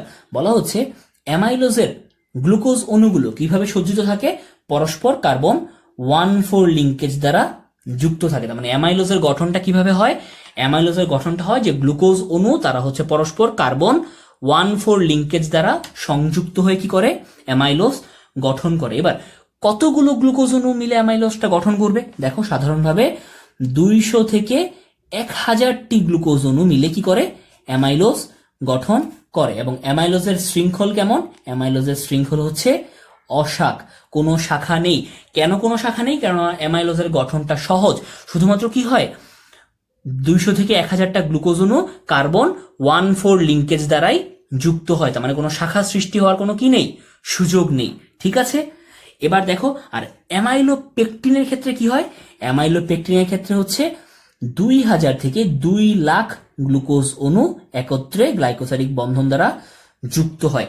এবং এই গ্লুকোজ অণুগুলো কিভাবে যুক্ত হয়, গ্লুকোজ অণুগুলো দেখো কার্বনের আলফা 1,4 লিঙ্কেজ তো হচ্ছেই, পাশাপাশি হচ্ছে আলফা 1,6 লিঙ্কেজ দ্বারা যুক্ত। তার মানে অ্যামাইলোপেকটিন কিভাবে যুক্ত হচ্ছে, তারা হচ্ছে আলফা 1,4 লিঙ্কেজ দ্বারা তো যুক্তই, পাশাপাশি আলফা 1,6 লিঙ্কেজ দ্বারাও কি যুক্ত। তার মানে আমি বুঝতেই পারছি এই যে আমি এখানে কি পাচ্ছি, শাখা পাচ্ছি, রাইট। এই কারণে হচ্ছে অ্যামাইলোপেকটিন কি শাখান্বিত, ঠিক আছে। যেহেতু এখানে দুইটা ভিন্ন ভিন্ন আমি হচ্ছে সংযুক্তি পাচ্ছি, এ কারণে সে কি, সে হচ্ছে শাখান্বিত, ঠিক আছে। অ্যামাইলোজের ক্ষেত্রে সরাসরি শুধুমাত্র 1,4 দ্বারা যুক্ত হচ্ছিল, বাট অ্যামাইলোপেকটিনে 1,4 এর পাশাপাশি আবার 1,6 দ্বারাও যুক্ত হচ্ছে, তার মানে সে কি শাখা বিশিষ্ট। তার মানে এখানে খুবই গুরুত্বপূর্ণ কিছু ইনফরমেশন দেওয়া আছে এমসিকিউ এর জন্য, এইচএসসি এবং অ্যাডমিশন টেস্ট কোনোভাবেই ভুল করা যাবে না। প্রথম কথা হচ্ছে অ্যামাইলোজের গঠনে কতগুলো গ্লুকোজ অণু পরস্পর গ্লাইকোসাইডিক বন্ধন দ্বারা যুক্ত হয়, 200 থেকে 1000টি। অ্যামাইলোপেকটিনে কতগুলো গ্লুকোজ অণু গ্লাইকোসাইডিক বন্ধন দ্বারা যুক্ত হয়, 2000 থেকে 2,00,000টি। সেই একই কৌশল দিয়ে মনে রাখবো, অ্যামাইলোজ নাম ছোট, গ্লুকোজ অণুর সংখ্যা কম, 200 থেকে 1000। অ্যামাইলোপেকটিন নাম বড়, গ্লুকোজ অণুর সংখ্যা বেশি, 2000 থেকে 2,00,000। এবার যেহেতু অ্যামাইলোজ শুধুমাত্র একটা যুক্ত হচ্ছে, কোনো শাখা নাই, অ্যামাইলোপেকটিন যেহেতু দুইটা যুক্ত হচ্ছে আলাদা আলাদা বন্ধনে, তার মানে কি আছে, শাখা আছে। এবং তুমি তো জানোই যে স্টার্চের 22 ভাগ ছোট সংখ্যা অ্যামাইলোজ, 78 ভাগ বড় সংখ্যা অ্যামাইলোপেকটিন, ঠিক আছে। এখান থেকে আর কিছুই নয়, জানতে হবে অ্যামাইলোজ থাকায় স্টার্চের দ্রবণে আয়োডিন যোগ করলে কোন বর্ণ ধারণ করে, কালো বর্ণ বা কালচে নীল বর্ণ ধারণ করে। তার মানে কি কথা বললাম, এখানে বললাম হচ্ছে যে অ্যামাইলোজ থাকায়, তার মানে অ্যাজ এ হোল আমি বলতে পারি যে অ্যামাইলোজের মধ্যে যদি আমি আয়োডিন যোগ করি তাহলে কোন বর্ণ পাবো, কালচে নীল বা কালো, ঠিক আছে। তুমি এখানে দুইটা বর্ণ পেলে, বর্ণগুলো মাস্ট আলাদা করে লিখে রাখবে। তুমি পেলে আয়োডিন দ্রবণে কি করে, স্টার্চ গাঢ় নীল বর্ণ ধারণ করে। তুমি এখানে একটু পরে পেলে যে অ্যামাইলোজ দ্রবণে যদি আয়োডিন যোগ করি সেটা কোন বর্ণ ধারণ করবে, কালো বর্ণ ধারণ করবে। একটা হচ্ছে স্পেসিফিক স্টার্চের মধ্যে আয়োডিন যোগে, একটা হচ্ছে স্টার্চের একটা উপাদান অ্যামাইলোজের মধ্যে আয়োডিন যোগে, বর্ণ ভিন্ন। কিন্তু অ্যামাইলোপেকটিনের সাথে যদি আমি হচ্ছে আবার আয়োডিন যোগ করি, কি বর্ণ পাবো, অ্যামাইলোপেকটিনের সাথে আয়োডিন যোগ করলে সেটা লাল বা পার্পল রং প্রদান করবে। তার মানে অ্যামাইলোজের সাথে আয়োডিন যোগে সেটা হচ্ছে কালচে নীল বা কালো, আর অ্যামাইলোপেকটিনের সাথে আয়োডিন যোগে বর্ণটা হবে লাল বা পার্পল। তার মানে তুমি এখানে 3টা রং পেয়ে গেলে। আমি সামনে গ্লাইকোজেনের ক্ষেত্রে আরো কিছু রং পাবো, এবং আমি সবগুলো রং কি করব, একসাথে একটা নোট করে ভিডিওর শেষে তোমাদের জন্য দিয়ে দিব। তোমরা তখন ভিডিওটা পজ করে সেই নোটটা তুলে ফেলবে, ঠিক আছে। এবার দেখো, তোমাকে জানতে হবে স্টার্চের আণবিক সংকেত, খুবই গুরুত্বপূর্ণ। স্টার্চের আণবিক সংকেত কি, C6H10O5N মাস্ট। স্টার্চের আণবিক সংকেত হচ্ছে C6H10O5N, ঠিক আছে। কোনোভাবেই কিন্তু ভুল করা যাবে না, ঠিক আছে। এবার দেখো, তোমাকে এখান থেকে জানতে হবে যে স্টার্চের আকার আকৃতি ভ্যারি করে পদার্থ ওয়াইজ, বা হচ্ছে তুমি বলতে পারো যে কণিকা ওয়াইজ কি করে, ভ্যারি করে। প্রজাতি ওয়াইজ এর কণিকাগুলো ভ্যারি করে। কিভাবে ভ্যারি করে, গোল আলুর স্টার্চ কণিকা সবচেয়ে বৃহত্তম, কিন্তু চালের স্টার্চ কণিকা সবচেয়ে ক্ষুদ্রতম। এখান থেকে এমসিকিউ আসবে, নিচের কোনটির স্টার্চ কণিকা সবচেয়ে বড়, কোনটার, গোল আলু। গোল আলু কি নিজেও বড়, এর স্টার্চ কণিকাও বড়। আর চালের স্টার্চ কণিকা সবচেয়ে ক্ষুদ্রতম, চাল নিজেও ছোট, এর স্টার্চ কণিকাও ছোট, ঠিক আছে। এখান থেকে আর কিছুই নয়, অবশ্যই ভুল করা যাবে না। স্টার্চের আণবিক সংকেত C6H10O5N মাস্ট, C6H10O5। অনেকগুলো যেহেতু যুক্ত হচ্ছে এ কারণে N, ঠিক আছে। এটা কোনোভাবেই ভুল করা যাবে না। যদি তাই হয় আমরা চলে আসবো স্টার্চের ধর্ম। দেখো, স্টার্চের ধর্মগুলো খুব সহজ, এবং ধর্ম থেকে কি হয়, ধর্ম থেকে হচ্ছে এইচএসসিতে সিকিউ আসে, ধর্মগুলো আলোচনা করতে হয়, এবং মেডিকেল ভর্তি পরীক্ষা, ভার্সিটি ভর্তি পরীক্ষা এখান থেকে এমসিকিউ আসে, বলে সত্য 9 কোনটি, এটার ক্ষেত্রে মিথ্যা কোনটি, ঠিক আছে। সুতরাং আমাকে খুব মনোযোগ দিয়ে সেটা জানতে হবে। দেখো, স্টার্চের ধর্ম কি, স্টার্চ হচ্ছে গন্ধহীন, সে হচ্ছে বর্ণহীন, সে হচ্ছে স্বাদহীন, সে কেমন, সাদা পাউডার জাতীয় জৈব পদার্থ। তার মানে ওর অনেকগুলো ক্রাইটেরিয়া জানলাম। সে হচ্ছে গন্ধহীন, সে বর্ণহীন, সে স্বাদহীন, সে হচ্ছে সাদা পাউডার জাতীয় জৈব রাসায়নিক পদার্থ। সাধারণ তাপমাত্রায় স্টার্চ হচ্ছে পানি, ইথার, অ্যালকোহল সব কিছুতে অদ্রবণীয়। তার মানে সে হচ্ছে খুব রসকসীন, তার কোনো গন্ধ নাই, বর্ণ নাই, স্বাদ নাই, এবং সে কি পানিতেও দ্রবীভূত হয় না, ইথারেও দ্রবীভূত হয় না, অ্যালকোহলেও দ্রবীভূত হয় না। এটা কিন্তু খুবই গুরুত্বপূর্ণ। স্টার্চ কিন্তু পানিতে অদ্রবণীয়। এর আগের সবাই কিন্তু পানিতে দ্রবণীয় ছিল, হয়তোবা অ্যালকোহল ইথারে অদ্রবণীয় হতো, কিন্তু স্টার্চ পানিতেও কি অদ্রবণীয়। দেখো আয়োডিন দ্রবণে স্টার্চ কোন বর্ণ ধারণ করে, তুমি জেনে আসলে আয়োডিন দ্রবণে স্টার্চ নীল বর্ণ ধারণ করে। এবং উচ্চ তাপমাত্রায় স্টার্চ ভেঙে কি তৈরি হয়, উচ্চ তাপমাত্রায় স্টার্চ ভেঙে তৈরি হয় ডেক্সট্রিন এবং ম্যালটোজ। আমরা মনে রাখবো হচ্ছে ডিম, ঠিক আছে। তার মানে উচ্চ তাপমাত্রায় স্টার্চ কিভাবে ভাঙবে, প্রথমে হবে সে ডেক্সট্রিন, পরে হবে সে ম্যালটোজ, এবং পরবর্তীতে সে হবে গ্লুকোজ। তার মানে উচ্চ তাপমাত্রায় স্টার্চের ভাঙনটা হচ্ছে ডেক্সট্রিন, ম্যালটোজ, দেন গ্লুকোজ, তার মানে ডিম গ্লুকোজ, ঠিক আছে। এবং তোমাকে জানতে হবে এমসিকিউ, ফেলিং দ্রবণ স্টার্চ কর্তৃক বিজারিত হয় না। ওই যে বললাম সে নিরস, তার মানে সে কি ফেলিং দ্রবণকে বিজারিত করতে পারে না। তার মানে হচ্ছে স্টার্চের বৈশিষ্ট্যগুলো আমি জেনে গেলাম, এবং স্টার্চের কাজ কি বুঝতেই পারছো, উদ্ভিদ দেহে সে সঞ্চিত খাদ্য হিসেবে বিরাজ করে। যদি তাই হয় আমাকে জানতে হবে স্টার্চ সংক্রান্ত পরীক্ষা। দেখো এখান থেকে এমসিকিউ একটাই, তুমি সেটা অলরেডি জানো, আয়োডিন দ্রবণে স্টার্চ নীল বর্ণ ধারণ করে, ঠিক আছে। এখান থেকে আর কিছুই নয়। তোমাকে জানতে হবে স্টার্চের আর্দ্র বিশ্লেষণে কি উৎপন্ন হয়, এটাও সহজ। আমি তোমাকে বললাম যে স্টার্চের আর্দ্র বিশ্লেষণে কি হয়, প্রথমে ডেক্সট্রিন, পরে ম্যালটোজ, এবং সেটা পরবর্তীতে গ্লুকোজ ফর্মেশন করে, অর্থাৎ ডিম গ্লুকোজ। স্টার্চকে আর্দ্র বিশ্লেষণ করলে ডি অর্থাৎ ডেক্সট্রিন, ম অর্থাৎ ম্যালটোজ, দেন গ্লুকোজ, ডিম গ্লুকোজ, ঠিক আছে। এবং কোন ধরনের গ্লুকোজ তৈরি হয়, খুবই গুরুত্বপূর্ণ, ডি গ্লুকোজ, ঠিক আছে। তার মানে আমি এখানে যে ডিম গ্লুকোজ লিখেছিলাম আমি উপরে লিখে রাখবো ডি গ্লুকোজ, ঠিক আছে। তার মানে খুব সহজ হয়ে গেল, স্টার্চকে আর্দ্র বিশ্লেষণ করলে ডেক্সট্রিন দেন ম্যালটোজ হয়ে ডি গ্লুকোজ ফর্মেশন হয়। যদি তাই হয় স্টার্চ থেকে আশা করি কোনো সমস্যা তোমাদের থাকলো না। সর্বশেষ চলে আসবো স্টার্চের ব্যবহার। স্টার্চের ব্যবহারটা খুব সহজ। দেখো একটা সহজ ছন্দের মাধ্যমে আমি তোমাদের ব্যবহারটা বলে দিব।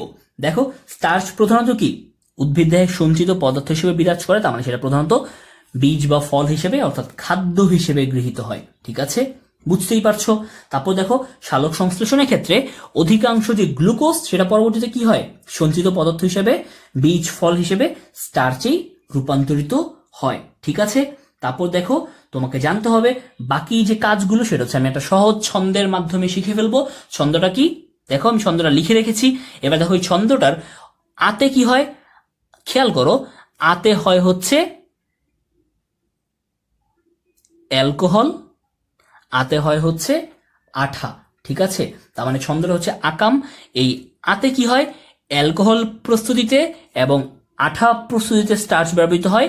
কতে কি হয় খেয়াল করো, কতে হচ্ছে কাগজ, তার মানে কাগজ প্রস্তুতিতে স্টার্চ ব্যবহৃত হয়। এবং লাস্টলি মতে হচ্ছে মদ, কিরকম, অর্থাৎ চোলাই মদ তৈরিতে স্টার্চ ব্যবহৃত হয়। তার মানে এই শব্দটা দিয়ে আতে আমি কিভাবে মনে রাখবো, অ্যালকোহল এবং আঠা তৈরিতে স্টার্চ ব্যবহৃত হয়। কতে মনে রাখবো কাগজ তৈরিতে স্টার্চ ব্যবহৃত হয়, এবং মতে মনে রাখবো হচ্ছে মদ অর্থাৎ চোলাই মদ তৈরিতে স্টার্চ ব্যবহৃত হয়। যদি তাই হয় আমরা স্টার্চ পড়ে ফেললাম। এবার আমরা চলে আসবো আরেকটা পলিস্যাকারাইড, যেটা হচ্ছে সেলুলোজ, ঠিক আছে।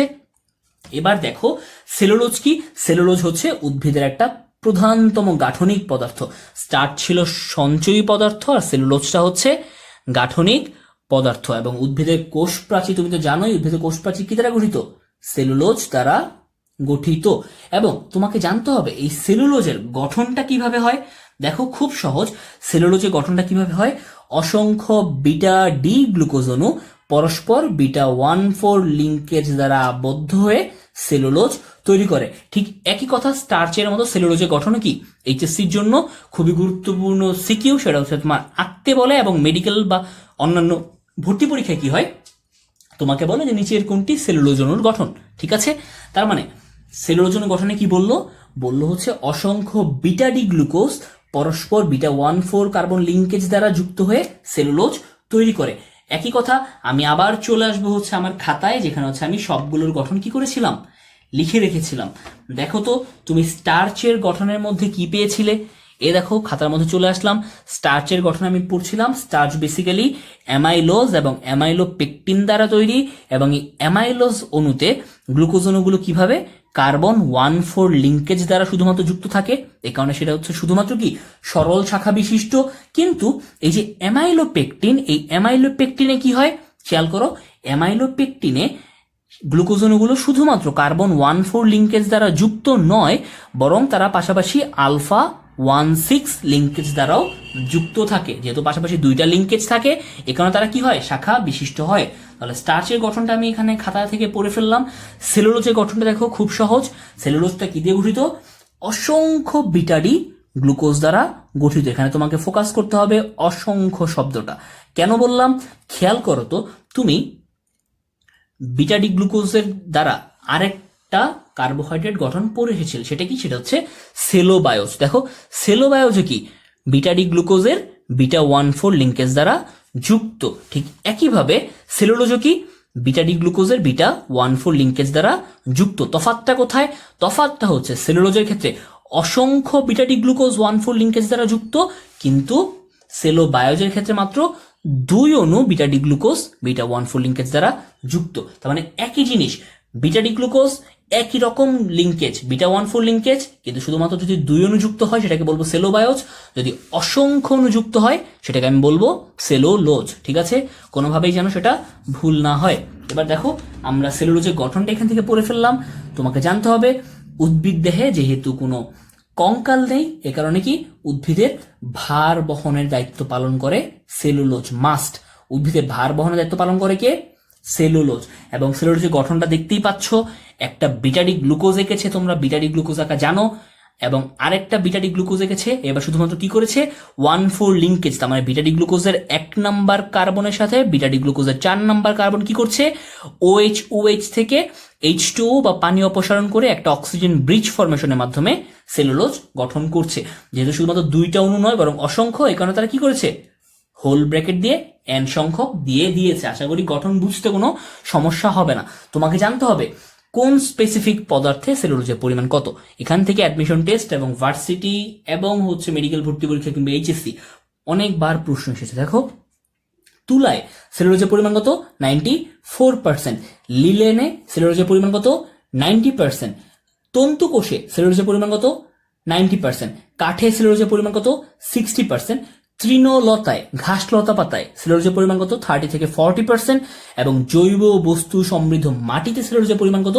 40 থেকে 70%। তার মানে কোন জায়গায় সেলুলোজের পরিমাণ কত তোমাকে জানতে হবে মাস্ট। এবং সেটা জানার জন্য আমি একটা ছন্দ বের করেছি।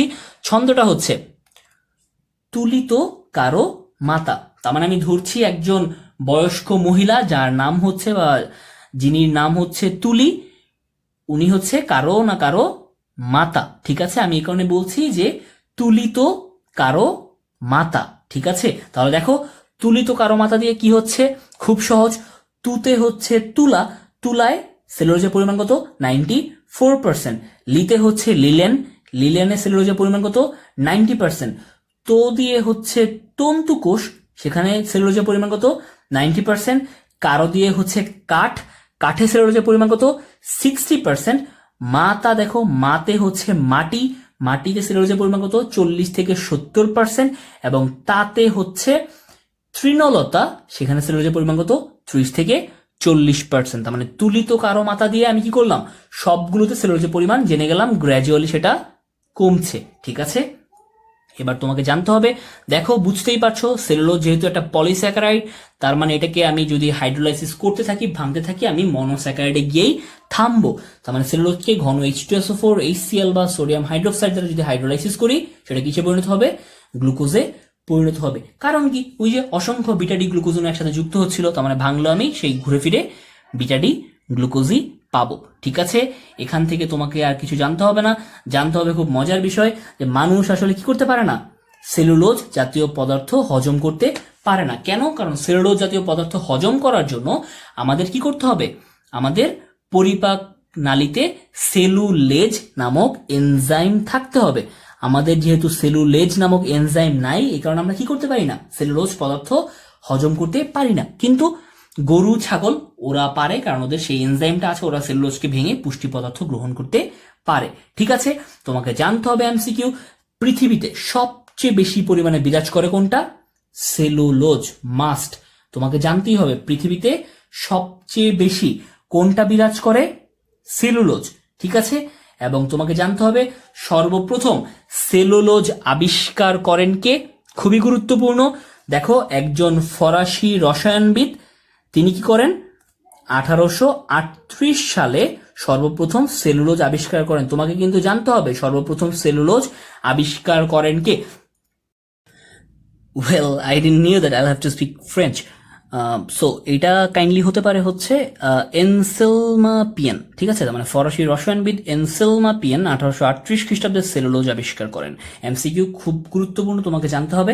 এবং তোমাকে জানতে হবে বিজ্ঞানী কোবেয়াশি এন্ড শোরে 1992 খ্রিস্টাব্দে সর্বপ্রথম কৃত্রিম সেলুলোজ সংশ্লেষ করেন। তার মানে খুবই গুরুত্বপূর্ণ, তোমাকে জানতে হবে সর্বপ্রথম সেলুলোজ আবিষ্কার করেন কে, তোমাকে জানতে হবে সর্বপ্রথম কৃত্রিম সেলুলোজ সংশ্লেষ করেন কে। খুবই গুরুত্বপূর্ণ, আশা করি এই অংশ থেকে কোনোভাবেই ভুল হবে না। যদি তাই হয় আমরা চলে আসবো সেলুলোজের ধর্ম। সেলুলোজের ধর্ম খুব সহজ। দেখো, সেলুলোজ হচ্ছে স্বাদহীন, গন্ধহীন, সাদা, কঠিন জৈব রাসায়নিক পদার্থ। তার মানে সেলুলোজ কেমন? সে হচ্ছে সাদা, গন্ধহীন এবং স্বাদহীন। ঠিক আছে, এবং সেটা কি? সেটা হচ্ছে পানিতে অদ্রবণীয়। তার মানে আমি বুঝতে পারছিলাম স্টার্চও পানিতে অদ্রবণীয় ছিল, সেলুলোজও পানিতে অদ্রবণীয়। ঠিক আছে, এবং সে হচ্ছে অবিজারক পদার্থ। এবং সেলুলোজের আণবিক ভর কত? 2 লক্ষ থেকে কয়েক লক্ষ। খুবই গুরুত্বপূর্ণ, সেলুলোজের আণবিক ভর কত? 2 লক্ষ থেকে কয়েক লক্ষ। সেলুলোজ কি? সে মিষ্টি নয় এবং বিজারণ ক্ষমতাহীন। বুঝতেই পারলাম, সে হচ্ছে নন রিডিউসিং সুগার, তাই তো? সেলুলোজ যেহেতু বিজারণ ক্ষমতাহীন, it has to be non reducing sugar. তাহলে আমরা কি করব? আমরা হচ্ছে গত পেজে চলে আসবো। আমরা এখানে লিখে রেখেছিলাম নন রিডিউসিং সুগার হিসেবে ছিল সুক্রোজ, আমরা তখন সুক্রোজকে পেয়েছিলাম। এখন আমি জানতে পারলাম যে সেলুলোজ সেও কি নন রিডিউসিং সুগার। তার মানে তুমি এখানে লিখে রাখবে নন রিডিউসিং সুগার, সুক্রোজ এবং সেলুলোজ। ঠিক আছে, তো তুমি যখন এটা লিখে রাখছো তাহলে আমার আর ভুল হচ্ছে না। এবার খেয়াল করো, তোমাকে জানতে হবে আয়োডিন দ্রবণ প্রয়োগে কোনো রং দেয় না। খুবই গুরুত্বপূর্ণ সেলুলোজের ধর্ম। তুমি দেখে আসছিলে স্টার্চ কত কত রঙের রং দিচ্ছিল, কিন্তু সেলুলোজ কি? আয়োডিন দ্রবণ প্রয়োগে কোনো রং দেয় না। মাস্ট, কোনোভাবেই সেটা কি করা যাবে না, ভুল করা যাবে না। ঠিক আছে, সেলুলোজ কি করে না? আয়োডিন দ্রবণে কোনো রং দেয় না। স্টার্চ রং দেয়। স্টার্চ কি দেয়? নীল বর্ণ দেয়। ঠিক আছে, এবার অ্যামাইলোজ একটা বর্ণ দেয়, অ্যামাইলোপেকটিন একটা বর্ণ দেয়, সামনে আমরা গ্লাইকোজেন পড়বো, গ্লাইকোজেনও বর্ণ দেয়। কিন্তু সমস্ত বর্ণচোরার মাঝখানে সেলুলোজ কি? কোনো বর্ণ দেয় না। ঠিক আছে, সেলুলোজ কেমন? ফাইবার সদৃশ এবং শক্ত, এর কোনো পুষ্টিগুণ নেই। ঠিক আছে, তার মানে সেলুলোজের কোনো কি নেই? পুষ্টিগুণ নেই। মাস্ট, এমসিকিউ তোমাকে জানতে হবে। ঠিক আছে, তার মানে সেলুলোজের ধর্ম আমরা জেনে গেলাম। ধর্মগুলো খুব সহজ ছিল। সে হচ্ছে স্বাদহীন, গন্ধহীন, সাদা, পানিতে অদ্রবণীয়, আণবিক ভর হচ্ছে 2 লক্ষ থেকে কয়েক লক্ষ, কোনোভাবেই মিষ্টি নয়, বিজারণ ক্ষমতা নেই, সে আয়োডিন দ্রবণে কোনো রং দেয় না, তার কোনো পুষ্টিগুণ নেই। ঠিক আছে, তাহলে সে কাজ করে কি? সে আসলে উদ্ভিদের গাঠনিক উপাদান হিসেবে কাজ করে, উদ্ভিদকে দৃঢ়তা প্রদান করে, সুরক্ষা প্রদান করে, কার্বন স্কেলেটন ফর্মেশনে অংশ নেয়। ঠিক আছে, যদি তাই হয় চলে আসবো সেলুলোজের ব্যবহার। দেখো, তুমি বুঝতেই পারছো উদ্ভিদে কোষ প্রাচীর কি নির্মিত? উদ্ভিদে কোষ প্রাচীর সেলুলোজ নির্মিত। তারপর দেখো, সেলুলোজ দিয়ে কি হয়? তন্তু তৈরি হয়, যেটা হচ্ছে বস্ত্র শিল্পের প্রধান কাঁচামাল। তারপর কি? সেলুলোজ হচ্ছে নাইট্রেট বিস্ফোরক হিসেবে ব্যবহৃত হয়। খুবই গুরুত্বপূর্ণ, নিচের কোনটি নাইট্রেট বিস্ফোরক হিসেবে ব্যবহৃত হয়? এইচএসসি পরীক্ষার প্রশ্ন মেডিকেলে এসেছিল। কোনটি নাইট্রেট বিস্ফোরক হিসেবে ব্যবহৃত হয়? সেলুলোজ। তারপর সেটাকে কি কাজে ব্যবহার করা হয়? সেটাকে হচ্ছে অ্যাসিটেড ফটোগ্রাফিক ফিল্মে ব্যবহার করা হয়। তার মানে ফটোগ্রাফিক ফিল্মে কাকে ব্যবহার করা হয়? Cellulose. Filter paper, tissue paper, photographic film, packaging এর দ্রব্য, মানে বিভিন্ন ধরনের পেপার বা কাগজ তৈরিতে কাকে ব্যবহার করা হয়? পাল্প। তুমি জানো কেমিস্ট্রিতে তুমি হচ্ছে পড়ে এসেছো, পাল্প পেপারের মূল উপাদান কি? সেলুলোজ। ঠিক আছে, তারপর হচ্ছে নির্মাণ সামগ্রী ও আসবাবপত্র তৈরিতে সেলুলোজ প্রধান উপাদান হিসেবে কাজ করে, যান্ত্রিক সাহায্য প্রদান করে। তোমাকে জানতে হবে কাঠ হজমে কাজ করে কে? সেলুলেজ নামক একটা এনজাইম। কোথায় থাকে? কাঠ খেকো কীট পতঙ্গের পৌষ্টিক নালীতে। ঠিক আছে, তারপর আমরা পরবর্তী পেজে চলে আসবো, দেখবো পরবর্তী পেজে আমরা সেলুলোজ সম্পর্কে আরো কি জানতে পারি। দেখো, পরবর্তী পেজে সেলুলোজ সম্পর্কে আমি জানছি থিন লেয়ার ক্রোমাটোগ্রাফিতে স্টেশনারি ফেজ হিসেবে কি ব্যবহৃত হয়? সেলুলোজ ব্যবহৃত হয়। খুবই গুরুত্বপূর্ণ এমসিকিউ। থিন লেয়ার ক্রোমাটোগ্রাফিতে, পাতলা স্তর ক্রোমাটোগ্রাফিতে, কেমিস্ট্রি ফার্স্ট পেপার অবশ্যই সেটা জেনে এসেছো। থিন লেয়ার ক্রোমাটোগ্রাফিতে স্টেশনারি ফেজ হিসেবে, স্থির দশা হিসেবে কে কাজ করে? সেলুলোজ ব্যবহৃত হয়। এটা মাস্ট এমসিকিউ। থিন লেয়ার ক্রোমাটোগ্রাফিতে স্টেশনারি ফেজ হিসেবে কোনটি ব্যবহৃত হয়? ঠিক আছে। এবং ছত্রাক ব্যাকটেরিয়া থেকে উৎপাদিত সেলুলোজ বর্তমানে বায়োটেকনোলজিতে ব্যবহৃত হচ্ছে, তোমাদের জানানোর জন্য বললো। এবং সেটা তো অবশ্যই গবাদি পশুর প্রধান খাদ্য হিসেবে ব্যবহৃত হয়। তার মানে আমরা সেলুলোজের ব্যবহার কি কি পেলাম? দেখো, সেলুলোজের ব্যবহারগুলো খুব সহজ ছিল এবং এই ব্যবহারগুলো সবগুলো জানার জন্য আমরা ছন্দ ব্যবহার করব। ছন্দটা হচ্ছে কফিন। দেখো তো কফিনে কি হয়? প্রথম কথা হচ্ছে কতে হচ্ছে ক্রোমাটোগ্রাফি। আমরা পরবর্তী পেজে পড়ে আসলাম না যে থিন লেয়ার ক্রোমাটোগ্রাফি, তার মানে হচ্ছে ক্রোমাটোগ্রাফিতে বা থিন লেয়ার ক্রোমাটোগ্রাফিতে সেলুলোজ ব্যবহৃত হয়।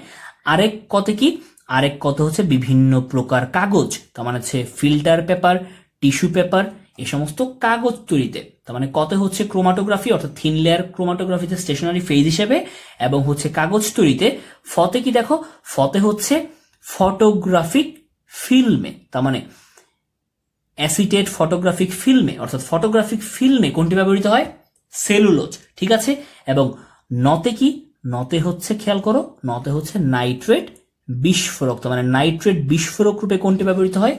সেলুলোজ। তার মানে কফিন ব্যবহার করে আমরা খুব সহজে কি করে ফেললাম? সেলুলোজের ব্যবহারগুলো পড়ে ফেললাম। ঠিক আছে। এটা বুঝতে আশা করি কোনো সমস্যা হবে না। যদি তাই হয়, খেয়াল করে দেখো, আমাদের হচ্ছে সেলুলোজের কাজগুলো পড়া হয়ে গেল। এবার একটা কথা এখানে বলা আছে যে মানুষ সেলুলোজ কেন হজম করতে পারে না। তুমি কারণটা জানো, আমি কারণটা তোমাকে বলেছি। কেন পারে না? কারণ মানুষের পরিপাকতন্ত্রে সেলুলোজ হজমকারী কোনো এনজাইম তৈরি হয় না। সেলুলোজ পরিপাকের জন্য এক ধরনের এনজাইমের প্রয়োজন হয়, যার নাম হচ্ছে সেলুলেজ। সেটা হচ্ছে গরু, ছাগল, মহিষ, হরিণ এদের পরিপাকতন্ত্রে কি এক ধরনের মিথজীবী ব্যাকটেরিয়া বাস করে, যারা হচ্ছে সেই সেলুলোজ এনজাইমটা সিক্রেশন করতে পারে, সেলুলোজ এনজাইমটা খরিত হয়।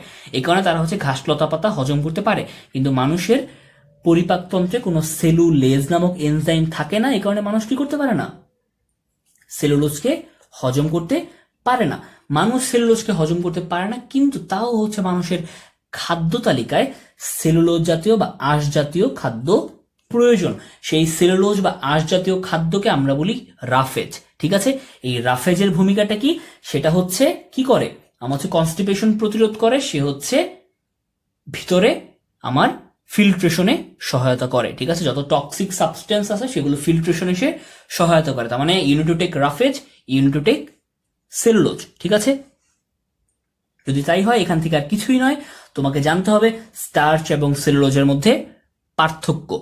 বুঝতেই পারছো, খুব সহজ। স্টার্চ এবং সেলুলোজের মধ্যে পার্থক্য আমরা অলরেডি অনেক বেশি জেনে এসেছি। দেখো, স্টার্চের ক্ষেত্রে কি বলা হচ্ছে? স্টার্চ হচ্ছে কি?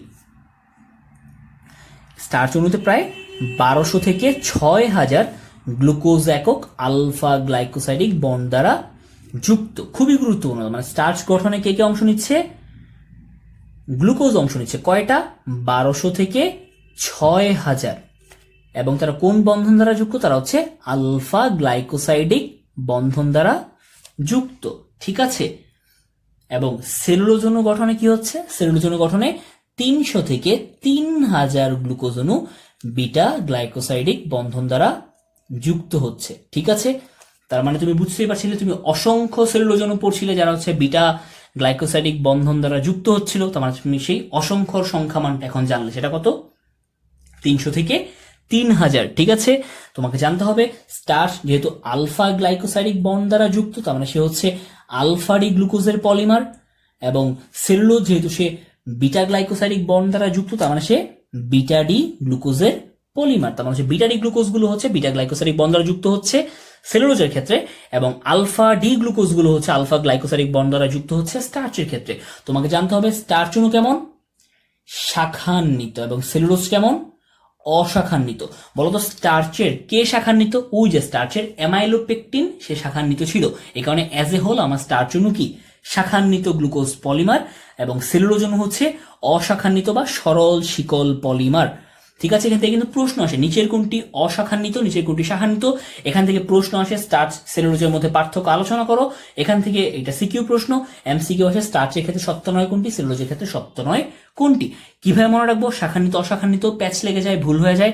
মনে রাখবো হচ্ছে শুধুমাত্র আ দিয়ে। ঠিক আছে, দেখো আমি উচ্চারণ থেকে সেটাকে মনে রাখার চেষ্টা করব। খুব সহজ একটা কৌশল দেখো, স্টার্চ উচ্চারণ করতে কি আসে?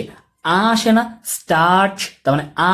ঠিক একইভাবে শাখা উচ্চারণ করতেও সা আ খা, তার মানে হচ্ছে আ আ। ঠিক আছে, স্টার্চ উচ্চারণে আ, শাখা উচ্চারণেও আ, তার মানে হচ্ছে স্টার্চ শাখান্বিত। ঠিক একইভাবে সেলুলোজ উচ্চারণে কোনো হচ্ছে আমার আ আসছে না, তার মানে সে অশাখান্বিত। তার মানে আমি উচ্চারণ থেকে মনে রাখবো স্টার্চ স্বরে আছে, একইভাবে শাখান্বিত স আকার স্বরে আছে, তার মানে স্টার্চ কি? শাখান্বিত, আর সেলুলোজ অশাখান্বিত। ঠিক আছে, যদি তাই হয় এখান থেকে আশা করি এটা প্যাচ লাগবে না। তুমি জানো স্টার্চ হচ্ছে উদ্ভিদদেহে সঞ্চিত খাদ্য হিসেবে বিরাজ করে, তুমি জানো সেলুলোজ উদ্ভিদদেহে গাঠনিক উপাদান হিসেবে বিরাজ করে, তুমি জানো স্টার্চ আয়োডিনের সাথে বিক্রিয়া করে নীল বর্ণ প্রদান করে, গাঢ় নীল। সেলুলোজ আয়োডিনের সাথে বিক্রিয়া করে কোনো বর্ণ প্রদান করে না। তুমি জানো স্টার্চ গরু ছাগল মানুষ হজম করতে পারে, সেলুলোজ শুধুমাত্র গরু ছাগল হজম করতে পারে, মানুষ গরু ছাগলের মতো কি করতে পারে না? সেলুলোজ হজম করতে পারে না। কেন পারে না? কারণ মানুষের মধ্যে কি নাই? সেলুলেজ এনজাইম না। এখান থেকে কিন্তু একটা এমসিকিউ আসবে, সেলুলোজ হজমে কোন এনজাইম কার্যকর হয়, কোন এনজাইম ব্যবহৃত হয়? Answer to be cellulase. ঠিক আছে, যদি তাই হয় স্টার্চ হয়ে গেল, সেলুলেজ হয়ে গেল, সেলুলোজ হয়ে গেল, চলে আসবো হচ্ছে গ্লাইকোজেন, আমাদের পরবর্তী পলিস্যাকারাইড। ঠিক আছে, দেখো গ্লাইকোজেন খুব সহজ, বলা হচ্ছে এটি প্রাণী দেহের প্রধান সঞ্চিত খাদ্য উপাদান। তার মানে হচ্ছে উদ্ভিদ দেহে প্রধান সঞ্চিত খাদ্য উপাদান ছিল স্টার্চ, প্রাণী দেহে প্রধান সঞ্চিত খাদ্য উপাদান হচ্ছে গ্লাইকোজেন। প্রাণী দেহে সঞ্চিত খাদ্য উপাদান হলেও সায়ানোব্যাকটেরিয়া এবং কতিপয় ইস্টের মধ্যেও কি সঞ্চিত খাদ্য হিসেবে কে বিরাজ করে? গ্লাইকোজেন। তোমাকে জানতে হবে প্রাণী দেহের প্রধান সঞ্চিত খাদ্য উপাদান কোনটা, কতিপয় নীলাভ সবুজ শৈবাল এবং ইস্টে সঞ্চিত খাদ্য হিসেবে কে বিরাজ করে। তোমাকে জানতে হবে গ্লাইকোজেনের মূল গাঠনিক এককে আলফা ডি গ্লুকোজ। আবার পেয়ে গেলাম। ঠিক আছে, তার মানে গ্লাইকোজেনও কি দ্বারা গঠিত হয়? গ্লাইকোজেনও হচ্ছে আলফা ডি গ্লুকোজ দ্বারা গঠিত হয়। ঠিক আছে, এবার আমরা চলে আসবো দেখো আবার খাতায় তারা কিভাবে গঠিত হয়। একটা বিষয় খেয়াল করো, বলা হচ্ছে এই আলফা ডি গ্লুকোজ গুলো কি করে? আলফা 1,6 লিঙ্কেজের মাধ্যমে শাখার সৃষ্টি করে। তার মানে হচ্ছে গ্লাইকোজেনের আলফা ডি গ্লুকোজ গুলো কোন লিঙ্কেজ দ্বারা বা কোন বন্ধন দ্বারা যুক্ত হচ্ছে? আলফা 1,6 লিঙ্কেজ দ্বারা যুক্ত হচ্ছে। কিন্তু তুমি যদি হচ্ছে গ্লাইকোজেনের স্ট্রাকচারটা দেখো, সেখানে দেখবে আলফা 1,4 লিঙ্কেজ দ্বারা যুক্ত। তার মানে আমি আসলে বলতে পারছি যে গ্লাইকোজেন সে হচ্ছে অসংখ্য আলফা ডি গ্লুকোজ দ্বারা গঠিত, এবং সেই আলফা ডি গ্লুকোজ গুলো কোন লিঙ্কেজ দ্বারা যুক্ত থাকে? তারা হচ্ছে আলফা 1,4 লিঙ্কেজ এবং তারা আলফা 1,6 লিঙ্কেজ, এই দুই ধরনের লিঙ্কেজ দ্বারা যুক্ত থাকে। আলফা 1,4 হচ্ছে সরল শিকল, আলফা 1,6 হচ্ছে শাখা শিকল। ঠিক আছে, তার মানে গ্লাইকোজেনের গঠনটাও কি আমার এখন খুব সহজ হয়ে গেল।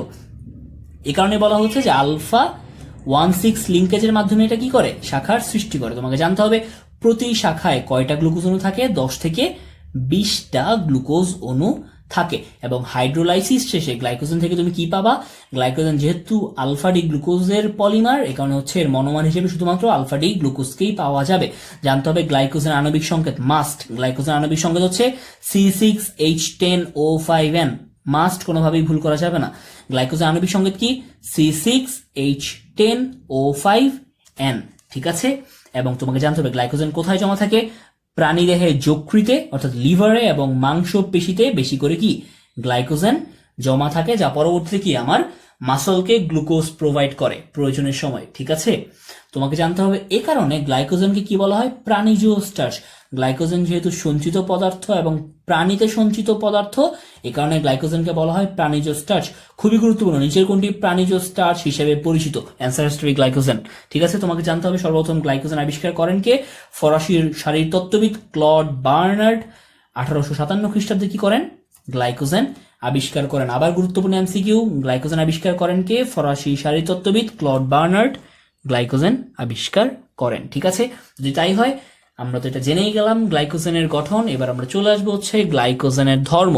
দেখো গ্লাইকোজেনের ধর্মটা খুব মজার। গ্লাইকোজেন হচ্ছে পানিতে আংশিক দ্রবণীয়, সে হচ্ছে অদ্রবণীয় না, সে সম্পূর্ণভাবে দ্রবণীয় না, সে হচ্ছে পানিতে আংশিক দ্রবণীয়। এই আংশিক শব্দটা খুবই গুরুত্বপূর্ণ, মনে রাখতে হবে, ঠিক আছে। এবং সেটা কিরকম দেখতে, সে হচ্ছে সাদা পাউডার জাতীয়।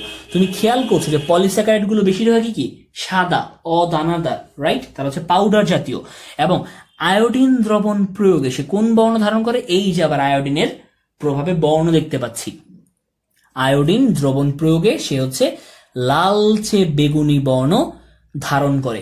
স্টার্চ ছিল গাঢ় নীল, সেলুলোজ কোনো বর্ণ দিতই না, আর এখানে আয়োডিন দ্রবণ প্রয়োগে গ্লাইকোজেন দিচ্ছে লালচে বেগুনি, ঠিক আছে। তোমাকে জানতে হবে ঠান্ডা পানিতে গ্লাইকোজেন কি তৈরি করে, সে হচ্ছে কলয়েড সাসপেনশন তৈরি করে, ঠিক আছে। এবার ও যে লালচে বেগুনি বর্ণ তৈরি করলো, লালচে বেগুনি বর্ণ ধারণ করলো আয়োডিন দ্রবণ প্রয়োগে, তুমি যদি তাপ দাও কি হবে, সেই লাল বর্ণটা চলে যাবে এবং ঠান্ডা অবস্থায় তার কালো বর্ণ ফিরে আসবে। তার মানে আমি এখানে তিনটা বর্ণ পেলাম।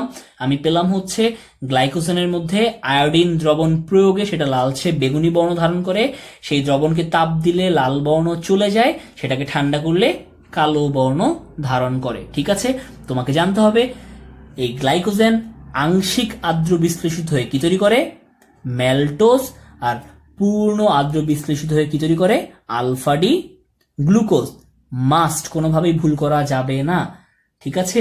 তার মানে গ্লাইকোজেন আংশিক আর্দ্র বিশ্লেষিত হয়ে কি তৈরি করে, ম্যালটোজ। এই ম্যালটোজ কোনোভাবেই যেন কি না হয়, ভুল না হয়, ঠিক আছে।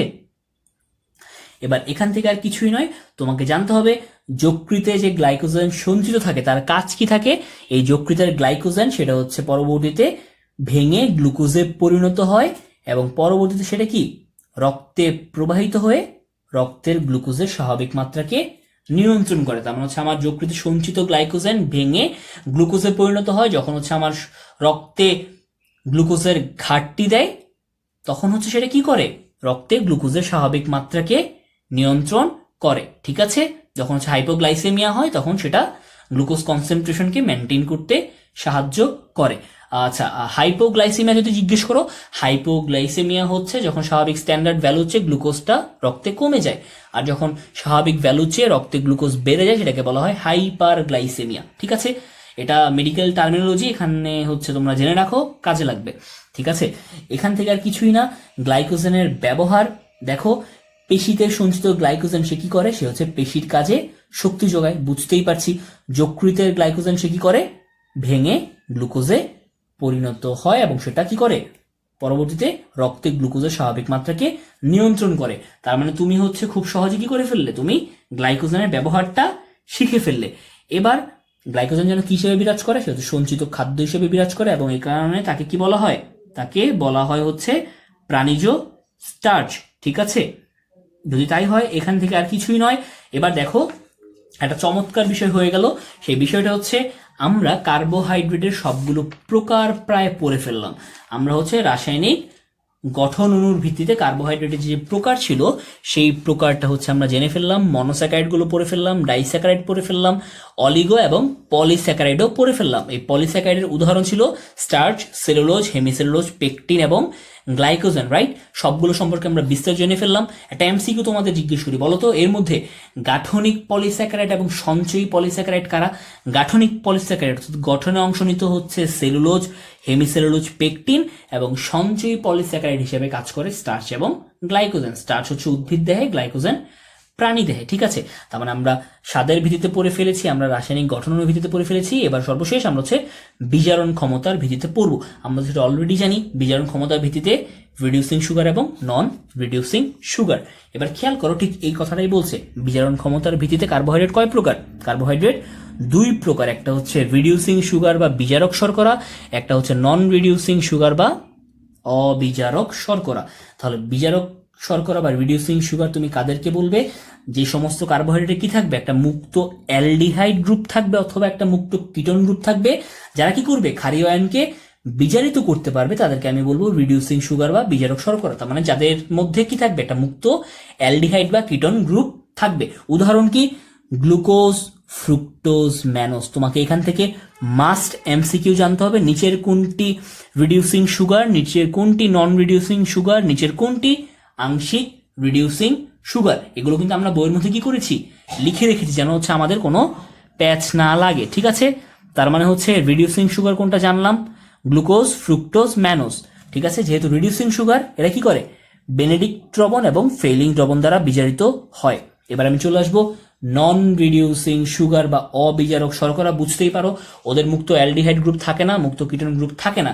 কেন থাকে না? কারণ হচ্ছে ওরা যখন গ্লাইকোসাইডিক বন্ধন দ্বারা যুক্ত হতে চায় তখন হচ্ছে এক অণু পানি অপসারিত হয়ে যায় এবং সেই এক অণু পানি অপসারণের কারণে ওদের অ্যালডিহাইড কিটোন গ্রুপটা ভেঙে যায়, ঠিক আছে। তোমাকে জানতে হবে নন রিডিউসিং সুগার কারা, সেটা হচ্ছে সুক্রোজ, তুমি তো জানোই, সে হচ্ছে ট্রিহালোজ, যেটা অন্য কোথাও ছিল না, এখানে ইনফরমেশনটা এসেছে মাস্ট, এবং হচ্ছে পলিস্যাকারাইড গুলো, তার মানে যত পলিস্যাকারাইড আছে, স্টার্চ, সেলুলোজ, গ্লাইকোজেন, এরা সবাই কি নন রিডিউসিং সুগার, মাস্ট তোমাকে জানতে হবে। পলিস্যাকারাইড সব নন রিডিউসিং, সুক্রোজ তুমি তো জানোই নন রিডিউসিং, এবং ট্রিহালোজ সেও কি নন রিডিউসিং, তার মানে একই কথা। কারা রিডিউসিং, নন রিডিউসিং তোমাকে জানতে হবে। এবং আংশিক রিডিউসিং সুগার কোনটা ছিল তুমি তো জানোই, তুমি কি করেছিলে, তুমি উপরে লিখে রেখেছিলে, রাইট, যে আংশিক রিডিউসিং সুগার হচ্ছে ম্যালটোজ, ঠিক আছে। যদি তাই হয় এখান থেকে আর কিছু নয়, তোমাকে জানতে হবে হচ্ছে হেমিসেলুলোজ কাইটিন সম্পর্কে। তারা হচ্ছে কিছু অন্য প্রকৃতির কার্বোহাইড্রেট। তার মানে আমরা তখন পর্যন্ত যে কার্বোহাইড্রেটগুলো আলোচনা করলাম, এবার আমরা আলোচনা করব হচ্ছে হেমিসেলুলোজ এবং কাইটিন। তারাও কি, তারাও হচ্ছে পলিস্যাকারাইড। দেখো বলা হচ্ছে হেমিসেলুলোজ কি, সে হচ্ছে উদ্ভিদের কোষ প্রাচীরে সেলুলোজ এবং পেকটিন ছাড়াও অন্যান্য পলিস্যাকারাইডকে কি বলে, হেমিসেলুলোজ। তোমাকে জানতে হবে এখান থেকে শুধুমাত্র হেমিসেলুলোজের উদাহরণ, সেটা হচ্ছে গ্লুকান, সেটা হচ্ছে জাইলান। তার মানে নিচের কোনটি হেমিসেলুলোজ, গ্লুকান, জাইলান, ঠিক আছে, তুমি জানলে। এবার কাইটিন, কাইটিন কি, খুবই গুরুত্বপূর্ণ এমসিকিউ, এটি নাইট্রোজেন বিশিষ্ট পলিস্যাকারাইড। প্রশ্ন আসবে নিচের কোনটি নাইট্রোজেন বিশিষ্ট পলিস্যাকারাইড, উত্তর কি হবে, কাইটিন, মাস্ট, এটা তোমাকে জানতেই হবে, ঠিক আছে। এবার জানতে হবে যে এটি হচ্ছে বিশ্বে প্রচুর পরিমাণে থাকা দ্রব্যের একটি, এবং কাইটিন কোথায় পাওয়া যায়, ছত্রাকের কোষ প্রাচীরে, কাঁকড়া, লবস্টার ইত্যাদির বহিঃকঙ্কালে কাইটিন পাওয়া যায়। আমি হচ্ছে কাঁকড়া, লবস্টার, এদের বাইরের কঙ্কালে যে শক্ত আবরণটা পাই, সেই শক্ত আবরণটা কি নির্মিত, সেটা কাইটিন নির্মিত, এবং কাইটিন হচ্ছে নাইট্রোজেন বিশিষ্ট পলিস্যাকারাইড, ঠিক আছে। এবার চলে আসবো হচ্ছে আমরা কার্বোহাইড্রেট ডেরিভেটিভস। একটা বিষয় খেয়াল করো, কার্বোহাইড্রেট ডেরিভেটিভস বলতে আসলে কি বোঝায়। কার্বোহাইড্রেট ডেরিভেটিভস তার মানেটা কি, এর মানেটা হচ্ছে কার্বোহাইড্রেট থেকে উদ্ভূত কিছু যৌগ, রাইট। তার মানে হচ্ছে মূল গঠনে কিছু রাসায়নিক পরিবর্তন করে বা কোনো কার্যকর গ্রুপ যুক্ত হয়ে নতুন ধরনের যে কার্বোহাইড্রেটের উদ্ভব হয় তাকে কি বলে, কার্বোহাইড্রেট ডেরিভেটিভস, ঠিক আছে। যেমন হচ্ছে এই যে ফ্রুক্টোজ 1,6 বিসফসফেট, তুমি হচ্ছে উদ্ভিদ সারিতত্ত্বে পড়ে এসেছো, সেটা কি একটা কার্বোহাইড্রেট ডেরিভেটিভস, ঠিক আছে। তোমাকে জানতে হবে আরো কিছু কার্বোহাইড্রেট ডেরিভেটিভস এর নাম, তারা কি, তারা হচ্ছে গ্লুকোসামিন, তারা হচ্ছে গ্যালাক্টোসামিন, ঠিক আছে। কার্বোহাইড্রেট ডেরিভেটিভস গুলো কি কি, গ্লুকোসামিন, গ্যালাক্টোসামিন। তোমাকে জানতে হবে কে কোথায় থাকে, কার কি কাজ।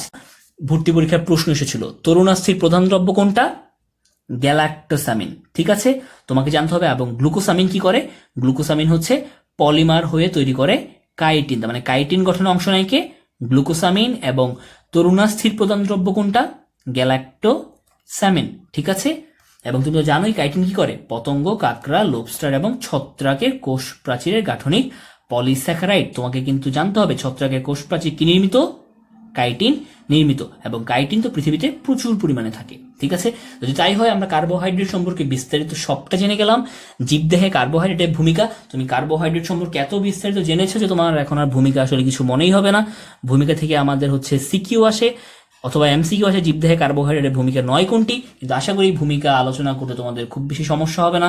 তুমি জানো কি কি ভূমিকা আছে, কি কি ব্যবহার আছে। আমার জীবদেহ নিয়ন্ত্রণকারী প্রধানতম জৈব রাসায়নিক পদার্থ হচ্ছে ডিএনএ। এই ডিএনএ তৈরি হয় হচ্ছে কি দ্বারা, ডিঅক্সিরাইবোজ নামক এক ধরনের কার্বোহাইড্রেট দ্বারা। এরাই পরবর্তীতে কি করে, এরাই পরবর্তীতে হচ্ছে নিউক্লিওটাইড গঠনের মাধ্যমে ডিঅক্সিরাইবো নিউক্লিক অ্যাসিড গঠন করে। তার মানে সহজ কথায় আমাদের ডিএনএ স্ট্রাকচারের মধ্যে কি আছে, কার্বোহাইড্রেট, ঠিক আছে। একইভাবে ডিএনএ থেকে বার্তা নিয়ে জীবের বৈশিষ্ট্য প্রকাশ ঘটায় আরএনএ, আবার আরএনএও কি রাইবো নিউক্লিক অ্যাসিড, তার মানে এর একটা গঠন উপাদান হচ্ছে রাইবোজ নামক কার্বোহাইড্রেট, ঠিক আছে। তার মানে হচ্ছে যে রাইবোজ, ডিঅক্সিরাইবোজ, তারা হচ্ছে ডিএনএ আরএনএ ফরমেশনে অংশ নেয়, তার মানে তারা হচ্ছে খুবই গুরুত্বপূর্ণ ভূমিকা রাখে আমার জীবদেহ নিয়ন্ত্রণে। তারপর তুমি বুঝতেই পারছো শ্বসন প্রক্রিয়ার প্রথম ধাপ গ্লাইকোলাইসিস। গ্লাইকোলাইসিস প্রক্রিয়া কি? প্রাথমিক দ্রব্য হিসাবে ব্যবহৃত হতো গ্লুকোজ, প্রধানতম শ্বসনিক বস্তু হিসেবে ব্যবহৃত হতো গ্লুকোজ। যেহেতু একটা কার্বোহাইড্রেট, তার মানে কি করছে? গ্লুকোজ বা কার্বোহাইড্রেট শ্বসন প্রক্রিয়ায় আমাদের শক্তি উৎপাদনে অংশ নিচ্ছে। তুমি জানো যে জীবদেহের গাঠনিক বস্তু কাইটিন, সেলুলোজ, হেমিসেলুলোজ, তাই না? এরা হচ্ছে কি উদ্ভিদ দেহের স্ট্রাকচার ফরমেশন করছে। তুমি জানো হচ্ছে আমাদের দেহে যে খাদ্য প্রদানকারী প্রধানতম উপাদানগুলো আছে তারা হচ্ছে কি স্টার্চ, তারা হচ্ছে কার্বোহাইড্রেট। মানে অ্যাজ এ হোল আমি বলতে পারি যে প্রচুর ব্যবহার রয়েছে কার্বোহাইড্রেট, এবং জীবদেহে কার্বোহাইড্রেটের ভূমিকা অনেক। ঠিক আছে, তাহলে আমরা কার্বোহাইড্রেট সবটা পড়ে ফেললাম। ওই যে বললাম যে কার্বোহাইড্রেটের বর্ণ, অর্থাৎ আয়োডিন দ্রবণ যোগে কে কোন বর্ণ দেয় সেটা হচ্ছে আমি ভিডিওর শেষে দিয়ে দিব। আমি তাহলে তোমাদের হচ্ছে এখন ভিডিওর শেষ দিকে এসে এই অংশটা, যেহেতু আমরা কার্বোহাইড্রেট পড়ে ফেলেছি, আমি এই অংশটা তোমাদের দিয়ে দিচ্ছি। যেটা বললাম যে ভিডিও পজ করে তোমরা হচ্ছে সেই নোটটা খাতার মধ্যে কি করবে? তুলে ফেলবে।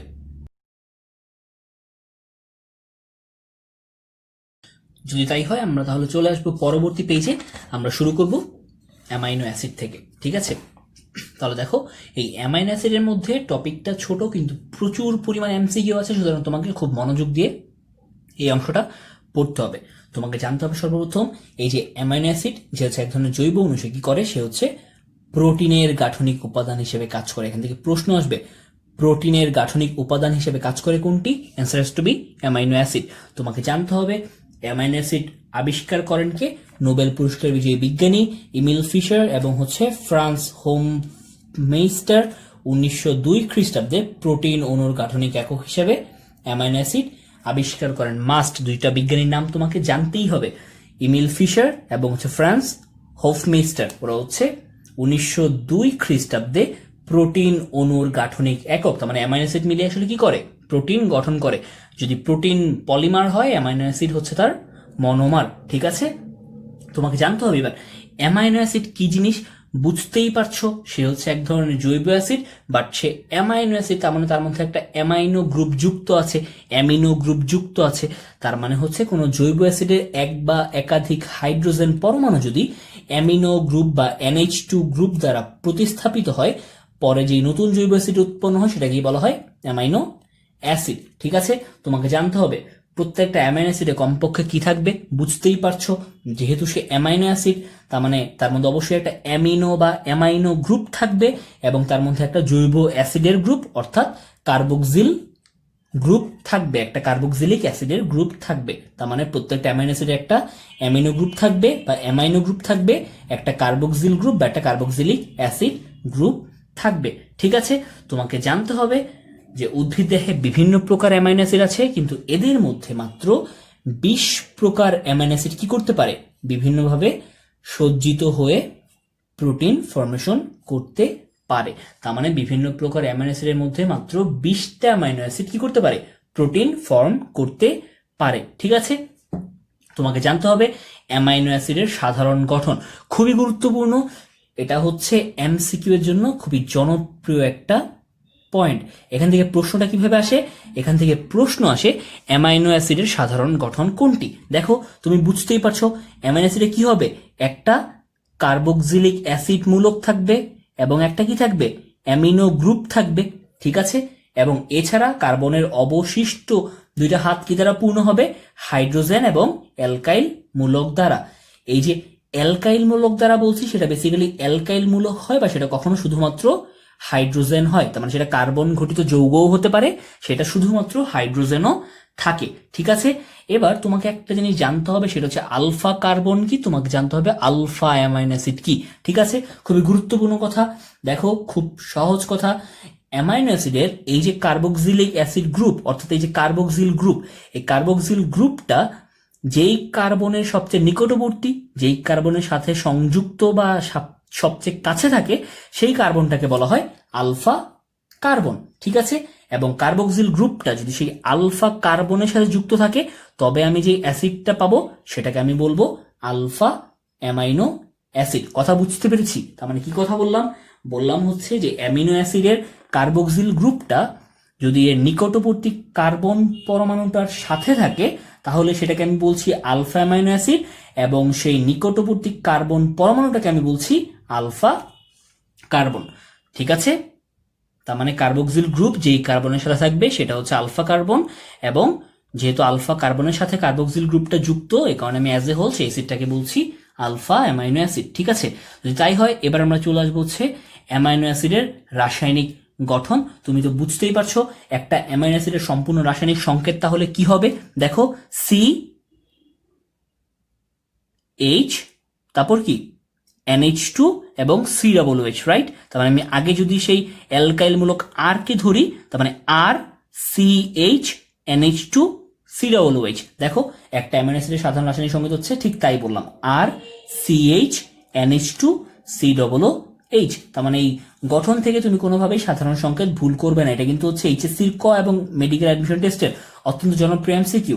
অ্যামাইনো অ্যাসিডের সাধারণ রাসায়নিক সংকেত কোনটি? ঠিক আছে, এখানে তো তুমি বুঝতে পারলা যে এখানে আর কি হবে, সে শুধুমাত্র একটা হাইড্রোজেন পরমাণু হতে পারে বা একটা অ্যালকাইল মূলকও হতে পারে। ঠিক আছে, এখান থেকে আর কিছুই না, তোমাকে জানতে হবে আলফা অ্যামাইনো অ্যাসিড। তুমি জেনে এসেছো, তোমাকে জানতে হবে প্রকৃতিতে বেশিরভাগ অ্যামাইনো অ্যাসিড কি আলফা অ্যামাইনো অ্যাসিড। ঠিক আছে, তার মানে প্রকৃতিতে প্রাপ্ত বেশিরভাগ অ্যামাইনো অ্যাসিড কি প্রকৃতির? আলফা প্রকৃতির। ঠিক আছে, এবার মজার বিষয়টা হচ্ছে এই যে একটা অ্যামাইনো অ্যাসিডের বেসিক স্ট্রাকচার, একটা বেসিক গঠন, যেখানে আর হচ্ছে অ্যালকাইল মূলক বা কখনো কখনো সেটা শুধুমাত্র হাইড্রোজেন দ্বারাও প্রতিস্থাপিত হতে পারে। এবার এই অ্যালকাইল মূলক বা হাইড্রোজেন দ্বারা গঠিত আর, এই আর কিরূপ হলো তার উপর ভিত্তি করে অ্যামাইনো অ্যাসিডের প্রকৃতি পরিবর্তিত হয়ে যায়। ঠিক আছে, অ্যামাইনো অ্যাসিডটা বিভিন্ন রকমের হয়ে যায়। দেখো আলফা কার্বনের সংযুক্ত আর গ্রুপটা ভিন্নতার উপর ভিত্তি করে অ্যামাইনো অ্যাসিডও কি হয়? বিভিন্ন রকম হয়। মাস্ট, এটা এমসিকিউর জন্য খুবই গুরুত্বপূর্ণ। দেখো আর গ্রুপটা যদি হাইড্রোজেন হয়, তার মানে সব স্ট্রাকচার ঠিক আছে, হাইড্রোজেন NH2 COOH, শুধুমাত্র এখানে আর এর পরিবর্তে হাইড্রোজেন, তার মানে আর গ্রুপটা এখানে হচ্ছে হাইড্রোজেন। আর গ্রুপটা যদি হাইড্রোজেন হয় তবে সেই অ্যামাইনো অ্যাসিডটাকে বলা হয় গ্লাইসিন। ঠিক আছে, এবার আর গ্রুপটা যদি হাইড্রোজেন না হয়ে CH3 হয়, সেই অ্যামাইনো অ্যাসিডটাকে বলা হয় অ্যালানিন। যদি আর গ্রুপটা CH2OH হয়, সেই অ্যামাইনো অ্যাসিডটাকে বলা হয় সিরিন। যদি আর গ্রুপটা CH2SH হয়, সেই অ্যামাইনো অ্যাসিডটাকে বলা হয় সিস্টিন। তার মানে নিচের কোনটি সিরিনের সংকেত, নিচের কোনটি সিস্টিনের সংকেত, নিচের কোনটি গ্লাইসিনের সংকেত, নিচের কোনটি অ্যালানিনের সংকেত, কোনোভাবেই ভুল করা যাবে না। এই চারটা থেকে এমসিকিউ অনেক অনেক বেশিবার অ্যাডমিশন টেস্টে এসেছে। ঠিক আছে, তার মানে অ্যামাইনো অ্যাসিডের তুমি সাধারণ সংকেত জানলে, সাধারণ গঠন জানলে, এবার তোমাকে জানতে হবে সেই সাধারণ গঠনের আর মূলকটি, সেটি হচ্ছে যদি হাইড্রোজেন দ্বারা প্রতিস্থাপিত হয় তবে সেটা গ্লাইসিন, CH দ্বারা অ্যালানিন, যদি সেটা CH2OH দ্বারা হয় সিরিন, CH2SH দ্বারা সিস্টিন। অথবা প্রশ্নটা কখনো কখনো এইভাবে আসে যে অ্যামাইনো অ্যাসিডের আলফা কার্বনের সংযুক্ত আর গ্রুপটি হাইড্রোজেন হলে অ্যামাইনো অ্যাসিডটাকে কি বলে? উত্তর হবে গ্লাইসিন। যদি বলে আলফা কার্বনের সংযুক্ত আর গ্রুপটি CH3 হলে অ্যামাইনো অ্যাসিডটাকে কি বলে? উত্তর হবে অ্যালানিন। আশা করি এটা বুঝতে ভুল হবে না, এই অংশটা খুবই গুরুত্বপূর্ণ। ঠিক আছে, যদি তাই হয় এবার আমরা চলে আসবো অ্যামাইনো অ্যাসিডের বৈশিষ্ট্য। বৈশিষ্ট্য খুব সহজ, অ্যামাইনো অ্যাসিডের বৈশিষ্ট্যগুলো দেখো জানতে হবে। মানব দেহের প্রায় সমস্ত অ্যামাইনো অ্যাসিড হচ্ছে আলফা অ্যামাইনো অ্যাসিড। তুমি কিন্তু জানো আলফা অ্যামাইনো অ্যাসিড কি? আলফা কার্বনের সাথে সংযুক্ত অ্যামাইনো অ্যাসিড। ঠিক আছে, এই অ্যামাইনো অ্যাসিডগুলো কি? পানিতে দ্রবণীয় কিন্তু অ্যালকোহলে অদ্রবণীয়। মাস্ট, অ্যামাইনো অ্যাসিডগুলো পানিতে কি? দ্রবণীয়। অ্যামাইনো অ্যাসিডগুলো স্বাদে কেমন? এরা স্বাদহীন, মিষ্টি বা তিক্ত হতে পারে। ঠিক আছে, এদের বর্ণ কেমন? এরা হচ্ছে বেসিক্যালি বর্ণহীন স্ফটিকাকার পদার্থ। মাস্ট, তোমাকে জানতে হবে অ্যামাইনো অ্যাসিডগুলো হচ্ছে বর্ণহীন। এই কিওয়ার্ডগুলো গোল করছি, কিওয়ার্ডগুলো তুমি দাগিয়ে নিবে। তারপর দেখো মৃদু অ্যাসিড বা ক্ষারে অ্যামাইনো অ্যাসিডগুলো কি করে? মৃদু অ্যাসিড বা ক্ষারে অ্যামাইনো অ্যাসিডগুলো কি করে? লবণ সৃষ্টি করে, রাইট? তোমাকে জানতে হবে এদের গলনাঙ্ক কেমন। অ্যামাইনো অ্যাসিডগুলো হচ্ছে উচ্চ গলনাঙ্ক বিশিষ্ট। তোমাকে জানতে হবে বিশুদ্ধ একটা প্রোটিনকে তুমি যদি হাইড্রোলাইসিস করো তুমি কি পাবে? বুঝতেই পারছো, একটা প্রোটিনকে হাইড্রোলাইসিস করলে তুমি অ্যামাইনো অ্যাসিডই পাবে, কারণ যেহেতু অ্যামাইনো অ্যাসিড হচ্ছে মনোমার, প্রোটিনটা হচ্ছে তার পলিমার। ঠিক আছে, এবং অ্যামাইনো অ্যাসিডগুলো কোন বন্ধন দ্বারা যুক্ত হয়ে প্রোটিন ফর্মেশন করে? তুমি জানো, তুমি একদম অধ্যায় শুরুতে পড়ে এসেছো। অ্যামাইনো অ্যাসিডগুলো পেপটাইড বন্ধনের মাধ্যমে সংযুক্ত হয়ে প্রোটিন গঠন করে। তার মানে কার্বোহাইড্রেটগুলো যুক্ত হচ্ছিল গ্লাইকোসাইডিক বন্ধনের মাধ্যমে, আর অ্যামাইনো অ্যাসিডগুলো সংযুক্ত হয় পেপটাইড বন্ধনীর মাধ্যমে। এবং তোমাকে জানতে হবে অ্যাসিড এবং ক্ষার বিশিষ্ট অ্যামাইনো অ্যাসিড মূলককে কি বলে? জুইটার আয়ন। তার মানে জুইটার আয়ন দেখতে পাওয়া যায় কোথায়? অ্যামাইনো অ্যাসিডে। জুইটার আয়ন কি? কোনো একটা অ্যামাইনো অ্যাসিডে যদি অম্লীয় মূলকও থাকে, যদি ক্ষারীয় মূলকও থাকে, তবে অ্যাজ এ হোল এটাকে আমি বলি জুইটার আয়ন। তুমি বুঝতেই পারছো অ্যামাইনো অ্যাসিডের মধ্যে হচ্ছে আমার অ্যামিনো মূলক আছে, অ্যামাইনো মূলক আছে যেটা হচ্ছে আমার ক্ষারীয়, আবার কার্বক্সিলিক অ্যাসিড মূলক আছে যেটা হচ্ছে অম্লীয়। তার মানে এখানে ক্ষারীয় মূলকও আছে, অম্লীয় মূলকও আছে, অ্যাজ এ হোল তারা অম্লীয় ক্ষারক। যেহেতু উভয় ধরনের মূলক ধারণ করে এই কারণে তাদেরকে বলা হয় কি? জুইটার আয়ন। জুইটার মানে কি? জুইটার মানে হচ্ছে হাইব্রিড। ঠিক আছে, এখান থেকে আর কিছুই না। তাহলে যেহেতু সে অম্লীয় এবং ক্ষারীয় উভয় প্রকার আয়নই ধারণ করে, মূলকই ধারণ করে, তবুও তাকে অ্যাসিড কেন বলা হয়? কেন তাকে অ্যামাইনো ক্ষার বলা হচ্ছিল না? কারণ দেখো কার্বক্সিলিক অ্যাসিড গ্রুপটা বা এই যে কার্বক্সিল গ্রুপটা সে হচ্ছে অ্যাসিডিক, এবং এই পুরো অ্যামাইনো অ্যাসিডের মধ্যে কার্বক্সিলিক গ্রুপটা প্রমিনেন্ট থাকার কারণে নামের সাথে কি যুক্ত হয়েছে? অ্যাসিড যুক্ত হয়েছে। ঠিক আছে, যদি তাই হয় আশা করি অ্যামাইনো অ্যাসিডের বৈশিষ্ট্য যদি আলোচনা করতে বলে কিংবা বৈশিষ্ট্য থেকে কোনো এমসিকিউ কোনোভাবেই ভুল হবে না। সমস্ত অ্যামাইনো অ্যাসিডই আলফা, পানিতে দ্রবণীয়, অ্যালকোহলে অদ্রবণীয়, স্বাদহীন, মিষ্টি, তিক্ত তিন রকমই হতে পারে। বর্ণের দিক দিয়ে বর্ণহীন, স্ফটিকাকার পদার্থ। এরা হচ্ছে মৃদু অ্যাসিড বাকারে কি সৃষ্টি করে? লবণ সৃষ্টি করে। গলনাঙ্ক কেমন? উচ্চ। প্রোটিনকে হাইড্রোলাইসিস করলে আমি অ্যামাইনো অ্যাসিড পাই। এরা হচ্ছে পেপটাইড বন্ধনের মাধ্যমে যুক্ত এবং তারা হচ্ছে জুইটার আয়ন ফর্মেশন করে। ঠিক আছে, যদি তাই হয় আমরা চলে আসবো অ্যামাইনো অ্যাসিডের প্রকারভেদ বা অ্যামাইনো অ্যাসিডের শ্রেণী বিভাগ। এই শ্রেণী বিভাগটাই হচ্ছে আমাদের আজকে লাস্ট পড়া, খুবই গুরুত্বপূর্ণ, মনোযোগ দিয়ে পড়তে হবে, ভুল করা যাবে না। এবং শুধুমাত্র এই পেজ থেকে অ্যাডমিশন এবং এইচএসসিতে প্রচুর পরিমাণে এমসিকিউ এসেছে, সুতরাং এই পেজটা খুবই গুরুত্ব দিয়ে তোমাকে পড়তে হবে। দেখো সবার প্রথম তোমাকে জানতে হবে উদ্ভিদ ও প্রাণী দেহে সর্বমোট কয়টা অ্যামাইনো অ্যাসিড রয়েছে? উদ্ভিদ প্রাণী দেহে সর্বমোট 28টি অ্যামাইনো অ্যাসিড রয়েছে। এই 28টি অ্যামাইনো অ্যাসিডকে কয় ভাগে ভাগ করা যায়? 3 ভাগে ভাগ করা যায়। মাস্ট তোমাকে জানতে হবে উদ্ভিদ প্রাণী দেহে সর্বমোট কয়টা অ্যামাইনো অ্যাসিড পাওয়া যায়? 28টা। এই 28টাকে কয় ভাগে ভাগ করা যায়? 3 ভাগে। দেখি সেই ভাগগুলো কি? সেই ভাগগুলো হচ্ছে aliphatic amino acid, aromatic amino acid এবং হেটেরোসাইক্লিক অ্যামাইনো অ্যাসিড। মনে রাখার জন্য সহজ ছন্দ লিখে রাখবো আহা। আহা দিয়ে কি? অ্যালিফ্যাটিক, অ্যারোমেটিক এবং হেটেরোসাইক্লিক। কথা বুঝতে পেরেছি? তার মানে অ্যামাইনো অ্যাসিডের শ্রেণী বিভাগে কি কি বলবো? 3 প্রকার, অ্যালিফ্যাটিক, অ্যারোমেটিক এবং হেটেরোসাইক্লিক। এই 3 প্রকারের সর্বমোট কয়টা অ্যামাইনো অ্যাসিড উদ্ভিদ প্রাণীদেহে পাওয়া যায়? 28টা। ঠিক আছে, এবার তোমাকে জানতে হবে অ্যালিফ্যাটিক অ্যামাইনো অ্যাসিড কারা। বুঝতেই পারছো অ্যামাইনো অ্যাসিডের পার্শ্ব শিকলটা অর্থাৎ আর গ্রুপটা যদি অ্যালিফ্যাটিক গ্রুপ হয় তার মানে হচ্ছে কি? যদি সে মুক্ত শিকল হয় তবে সেটা কি হবে? Aliphatic amino acid. তোমাকে জানতে হবে অ্যালিফ্যাটিক অ্যামাইনো অ্যাসিডের উদাহরণ, খুবই গুরুত্বপূর্ণ। সেটা হচ্ছে গ্লাইসিন, অ্যালানিন এবং ভ্যালিন। মনে রাখার জন্য লিখে রাখবো ভাগ, অর্থাৎ VAG। তার মানে হচ্ছে ভ্যালিন, অ্যালানিন এবং গ্লাইসিন। বুঝতে পেরেছি কথা? যদি তাই হয় আমরা চলে আসবো অ্যারোমেটিক অ্যামাইনো অ্যাসিডে। বুঝতেই পারছো অ্যামাইনো অ্যাসিডের বেসিক স্ট্রাকচার আমরা এখানে পড়ে এসেছি। এই যে আর গ্রুপটা অর্থাৎ এই যে পার্শ্ব শিকলে আর গ্রুপ, এই আর গ্রুপটা যদি হচ্ছে অ্যারোমেটিক হাইড্রোকার্বন হয়, যদি অ্যারোমেটিক যৌগ হয়, সে যদি চাক্রিক বা শিকল যৌগ হয় তাহলে সেটা কি হবে? অ্যারোমেটিক অ্যামাইনো অ্যাসিড হবে। উদাহরণ কি? উদাহরণ হচ্ছে ফিনাইল অ্যালানিন এবং টাইরোসিন। মনে রাখার জন্য লিখে রাখবো টাফি, অর্থাৎ টাইরোসিন এবং ফিনাইল অ্যালানিন। ঠিক আছে, এবার দেখো হেটেরোসাইক্লিক অ্যামাইনো অ্যাসিড সেটা কি? সে হচ্ছে অ্যালিফ্যাটিকও না, সে হচ্ছে অ্যারোমেটিকও না, বরং তাদের বিপরীত ধর্ম প্রদর্শন করলে সেটাকে আমি কি বলবো? Heterocyclic amino acid. উদাহরণ কি? ট্রিপ্টোফ্যান, প্রোলিন এবং হিস্টিডিন। মনে রাখার জন্য ছন্দ লিখে রাখবো টিপুর পোলার হাসি। কি বললাম? টিপুর পোলার হাসি। খেয়াল করো, টিপু দিয়ে হচ্ছে ট্রিপ্টোফ্যান, পোলার দিয়ে হচ্ছে প্রোলিন, হাসি দিয়ে হচ্ছে হিস্টিডিন। তার মানে খুব সহজে আমরা আহা দিয়ে 3 প্রকারের বা 3 ভাগের অ্যামাইনো অ্যাসিডগুলো শিখে গেলাম। সেটা হচ্ছে অ্যালিফ্যাটিক, অ্যারোমেটিক এবং হেটেরোসাইক্লিক। এবং অ্যালিফ্যাটিকের উদাহরণ জেনে গেলাম ভাগ দিয়ে, সেটা হচ্ছে ভ্যালিন, অ্যালানিন অ্যান্ড গ্লাইসিন।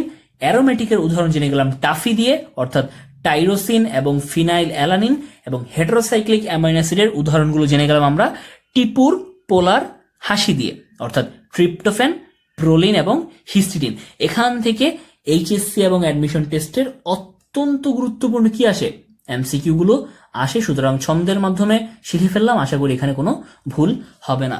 এবার আমাকে জানতে হবে আরো কিছু প্রকারভেদ, আরো কিছু উদাহরণ, আরো কিছু এমসিকিউ। দেখো, পোলার এবং নন পোলার অ্যামাইনো অ্যাসিড।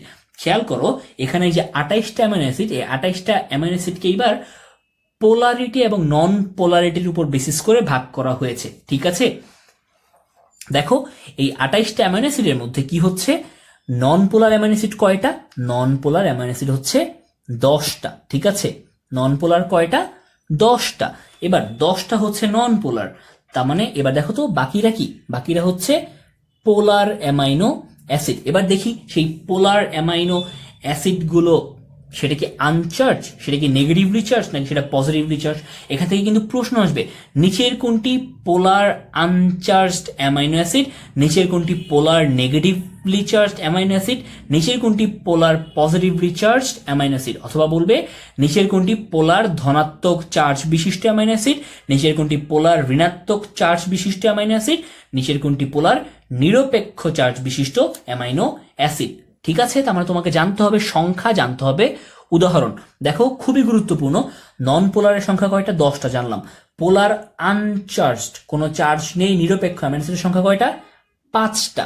পোলার নেগেটিভলি চার্জের সংখ্যা কয়টা, 2টা। পোলার পজিটিভলি চার্জের সংখ্যা কয়টা, 3টা। কিভাবে মনে রাখবো, খুব সহজ, আমি ছন্দ হিসেবে মনে রাখবো বহুল প্রচলিত ঔষধ নাপা। কি বললাম, নাপা। দেখো নাপার এন দিয়ে হচ্ছে নেগেটিভলি চার্জড, কয়টা, 2টা। ঠিক আছে, দেখো পি দিয়ে কি হয়, পি দিয়ে হচ্ছে পজিটিভলি চার্জড, কয়টা, 3টা। তার মানে 2 3 5, গ্র্যাজুয়ালি বাড়ছে।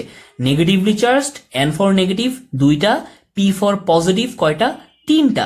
আর লাস্টলি এ, এ মানে হচ্ছে আনচার্জ। ঠিক আছে, ভুল বানানে বাংলা উচ্চারণ করতে গেলে আনচার্জ, তার মানে এ এন, যদিও বা ইংরেজিতে সেটা ইউএন, বাট আমি বাংলা উচ্চারণে মনে রাখবো এতে হচ্ছে আনচার্জড, কয়টা, 5টা।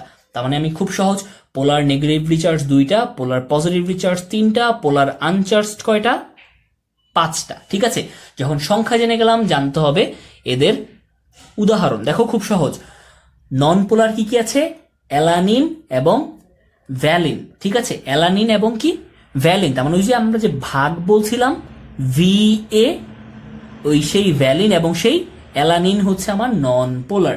এবার পোলার আনচার্জড কারা আছে, 5টা আছে, বাট উদাহরণ হিসেবে এখানে দিয়েছে সেরিন এবং থ্রিওনিন। মনে রাখার জন্য আমি লিখে রাখবো C3। তার মানে পোলার আনচার্জড কারা আছে, C3, সি ফর সেরিন, 3তে হচ্ছে থ্রিওনিন। ঠিক আছে, সেরিন এবং থ্রিওনিন সেটা হচ্ছে আনচার্জড। এবার আমরা পড়বো হচ্ছে পোলার নেগেটিভলি চার্জ। দেখো নেগেটিভলি চার্জ কারা আছে, আমার এখানে উদাহরণ দেওয়া আছে মাত্র একটার, আমি সেটাই শিখবো। কিভাবে, খুব সহজ, নেগেটিভ বানানটা থেকে শিখবো। দেখো নেগেটিভ বানানের মধ্যে কি আছে, গ আছে, শুরু হয় গ্লুটামিক, তার মানে গ দিয়ে, তার মানে নেগেটিভের গ, গ্লুটামিক অ্যাসিডের গ। পোলার নেগেটিভলি চার্জ হচ্ছে গ্লুটামিক অ্যাসিড। এবং পোলার পজিটিভলি চার্জ কি আছে, দেখো পজিটিভলি চার্জ আছে হচ্ছে আমার লাইসিন এবং হিস্টিডিন। মনে রাখার জন্য আমি লিখে রাখবো হিলা। কি লিখবো, হিলা, অর্থাৎ হিস্টিডিন এবং লাইসিন। তার মানে আমি হচ্ছে সবগুলো কি করলাম, ছন্দের মাধ্যমে শিখে ফেললাম। আশা করি এখান থেকে কোনো এমসিকিউ আসলে ভুল করব না।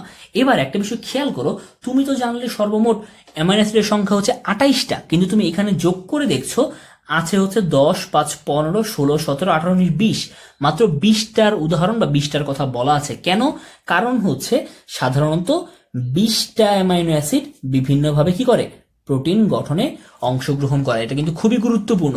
খেয়াল করো, উদ্ভিদ এবং প্রাণীদেহ মিলে সর্বমোট 28টার মতো অ্যামাইনো অ্যাসিড পাওয়া সত্ত্বেও এর মধ্যে মাত্র 20টা অ্যামাইনো অ্যাসিড কি করে, বিভিন্ন প্রোটিন গঠনে অংশ নেয়। ঠিক আছে, যেহেতু তারা প্রোটিন গঠনে অংশ নেয়, এই কারণে তাদেরকে বলা হয় প্রোটিন অ্যামাইনো অ্যাসিড। তার মানে প্রোটিন অ্যামাইনো অ্যাসিড কয়টা, 20টা। কেন, কারণ তারা হচ্ছে কি করে, ওই অ্যামাইনো অ্যাসিড গুলো প্রোটিন গঠনে অংশ নেয়। এবার বাকি 8টা অ্যামাইনো অ্যাসিড কি করবে, 28টার মধ্যে তারা হচ্ছে প্রোটিন গঠনে অংশ নিবে না। ঠিক আছে, তার মানে অনেক অ্যামাইনো অ্যাসিড আছে যারা কি করে না, কোনো প্রোটিন গঠনে অংশগ্রহণ করে না। যেহেতু তারা কোনো প্রোটিন গঠনে অংশগ্রহণ করছে না, এ কারণে এদেরকে কি বলা হয়, নন প্রোটিন অ্যামাইনো অ্যাসিড খুবই গুরুত্বপূর্ণ। তার মানে প্রোটিন অ্যামাইনো অ্যাসিড বুঝে গেলাম, নন প্রোটিন অ্যামাইনো অ্যাসিড বুঝে গেলাম। নন প্রোটিন কয়টা? 8টা। তোমাকে জানতে হবে নন প্রোটিন অ্যামাইনো অ্যাসিড কোনটি। এখান থেকে হচ্ছে মেডিকেল ভর্তি পরীক্ষা এবং এইচএসসিতে প্রশ্ন আসে, নিচের কোনটি নন প্রোটিন অ্যামাইনো অ্যাসিড? কোনটা নন প্রোটিন? অর্নিথিন, সাইট্রুলিন এবং হচ্ছে হেমোসেরিন, এই তিনটা হচ্ছে নন প্রোটিন অ্যামাইনো অ্যাসিড। বইয়ে তিনটার কথাই বলা হচ্ছে। মনে রাখার জন্য সহজ ছন্দ লিখে রাখবো, অর্ণব, হামে, সাইজ। ঠিক আছে, অর্ণবের হাম হয়ে সে একদম ক্লান্ত হয়ে গেছে, অর্থাৎ সে একদম সাইজ হয়ে গেছে। অর্ণব, হামে, সাইজ। অর্ণবে হচ্ছে অর্নিথিন, হামে হচ্ছে হেমোসেরিন, সাইজে হচ্ছে সাইট্রুলিন। তার মানে অর্নিথিন, সাইট্রুলিন, হেমোসেরিন এরা হচ্ছে নন প্রোটিন অ্যামাইনো অ্যাসিড। ঠিক আছে, এবং এদের কাজ কি?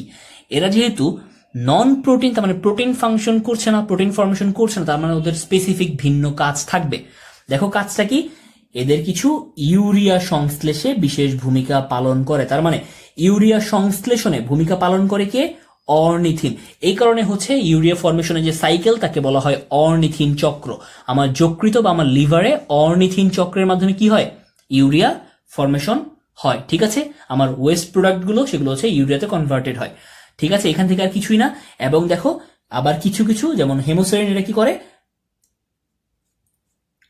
অ্যামাইনো অ্যাসিড সংশ্লেষে ব্যবহৃত হয়। এই লাইনটা গুরুত্বপূর্ণ না, কারণ হচ্ছে বেসিক্যালি বেশিরভাগ অ্যামাইনো অ্যাসিড কি করে?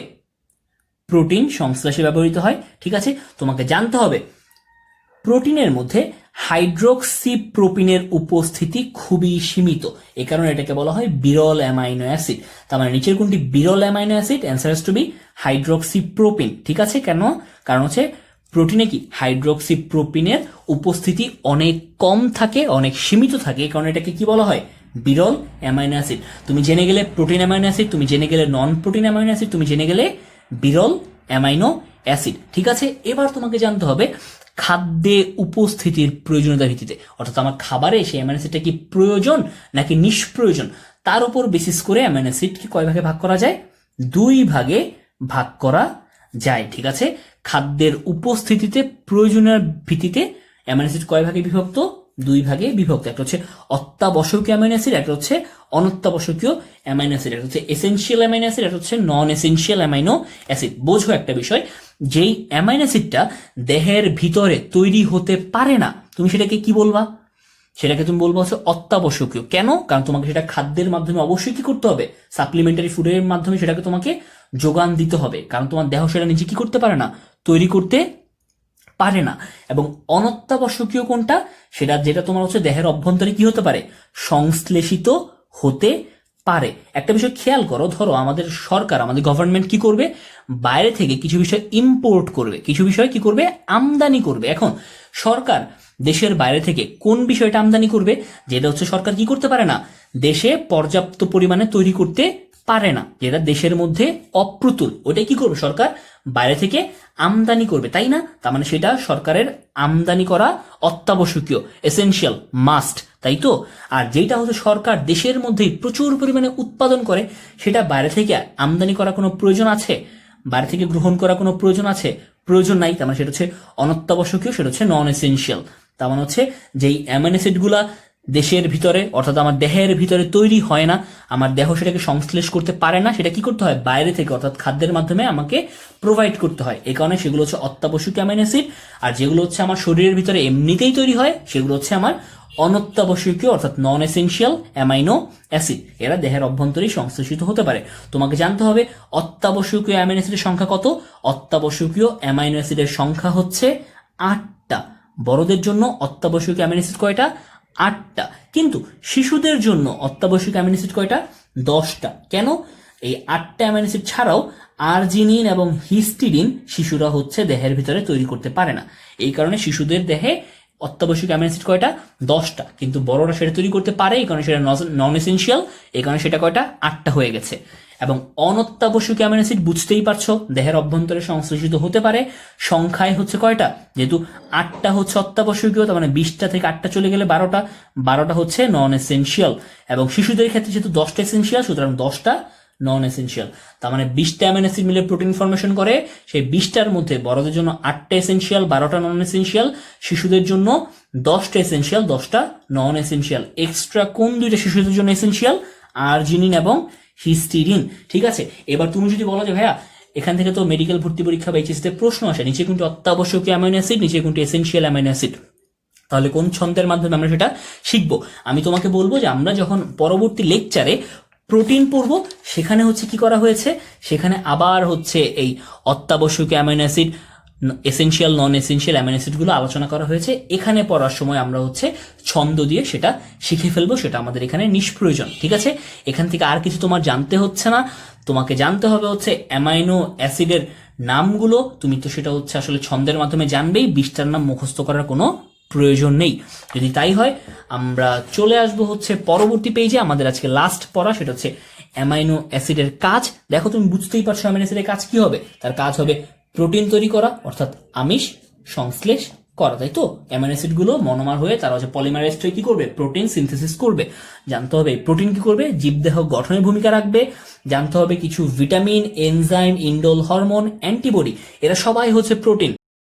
যেহেতু এরা protein, so it has to be synthesised from amino acid. Amino acid থেকে এদেরকে কি করতে হবে, তৈরি হতে হবে। তার মানে কিছু vitamin, enzyme, indole hormone, antibody সংশ্লেষে সহায়তা করে কে, অ্যামাইনো অ্যাসিড। জানতে হবে ইউরিয়া সংশ্লেষণে সাহায্য করে, তুমি তো জানলেই অর্নিথিন চক্রের মাধ্যমে, রাইট। দেহের রোগ প্রতিরোধ ক্ষমতা বাড়ায়, যেহেতু হচ্ছে অ্যান্টিবডি ফর্মেশন করছে অ্যামাইনো অ্যাসিড, সো এটা কি করে, আমার দেহের ইমিউনিটি বুস্টাপে সহায়তা করে, আমার দেহের রোগ প্রতিরোধ ক্ষমতাকে বাড়ায়। যেহেতু অ্যামাইনো অ্যাসিড সে এক প্রকার অ্যাসিড, সুতরাং সে কি করে, বাফার মেকানিজমের মাধ্যমে দেহের পিএইচ নিয়ন্ত্রণে ভূমিকা রাখে। জানতে হবে সবচেয়ে গুরুত্বপূর্ণ কাজ, চুল এবং চোখের কোরাকয়েড স্তরে বিদ্যমান মেলানিন নামক রঞ্জক সৃষ্টিতে সহায়তা করে। তুমি কোনোভাবেই হচ্ছে তোমার এটা মাথায় আসবে না যে মেলানিন নামক রঞ্জক সৃষ্টিতে সহায়তা করে কোনটি। দেখবে যে তোমার সব মনে পড়ে যাবে, হয়তো বা ফ্যাট নাকি সেটা আসলে এনজাইম, বাট তোমার কোনোভাবে কি মনে হবে না, অ্যামাইনো অ্যাসিড মনে হবে না। সুতরাং খুবই গুরুত্বপূর্ণ, চুল এবং চোখের কোরাকয়েড স্তরে বিদ্যমান মেলানিন নামক রঞ্জক সৃষ্টিতে সহায়তা করে কোনটা, অ্যামাইনো অ্যাসিড। যদি তাই হয় আমাদের আজকের লেকচার ভিডিও এতটুকুই। আমরা আমাদের পরবর্তী নতুন লেকচার ভিডিওতে প্রোটিন থেকে শুরু করে পরবর্তী অংশটুকু পড়বো। ঠিক আছে, তাহলে আজকের এই লেকচার ভিডিওতে আমরা আলোচনা করলাম কার্বোহাইড্রেট, আমরা আজকে আলোচনা করলাম হচ্ছে অ্যামাইনো অ্যাসিড। পুরো লেকচার ভিডিওটা দেখে খুব ভালো করে বুঝে পড়ে ফেলবে। যদি কোনো জায়গায় বুঝতে সমস্যা হয় অবশ্যই আমাকে জিজ্ঞেস করবে। নতুন লেকচার ভিডিও নিয়ে খুব জলদি তোমাদের সাথে দেখা হবে। ততদিন পর্যন্ত তোমরা সবাই ভালো থাকো। আল্লাহ হাফেজ।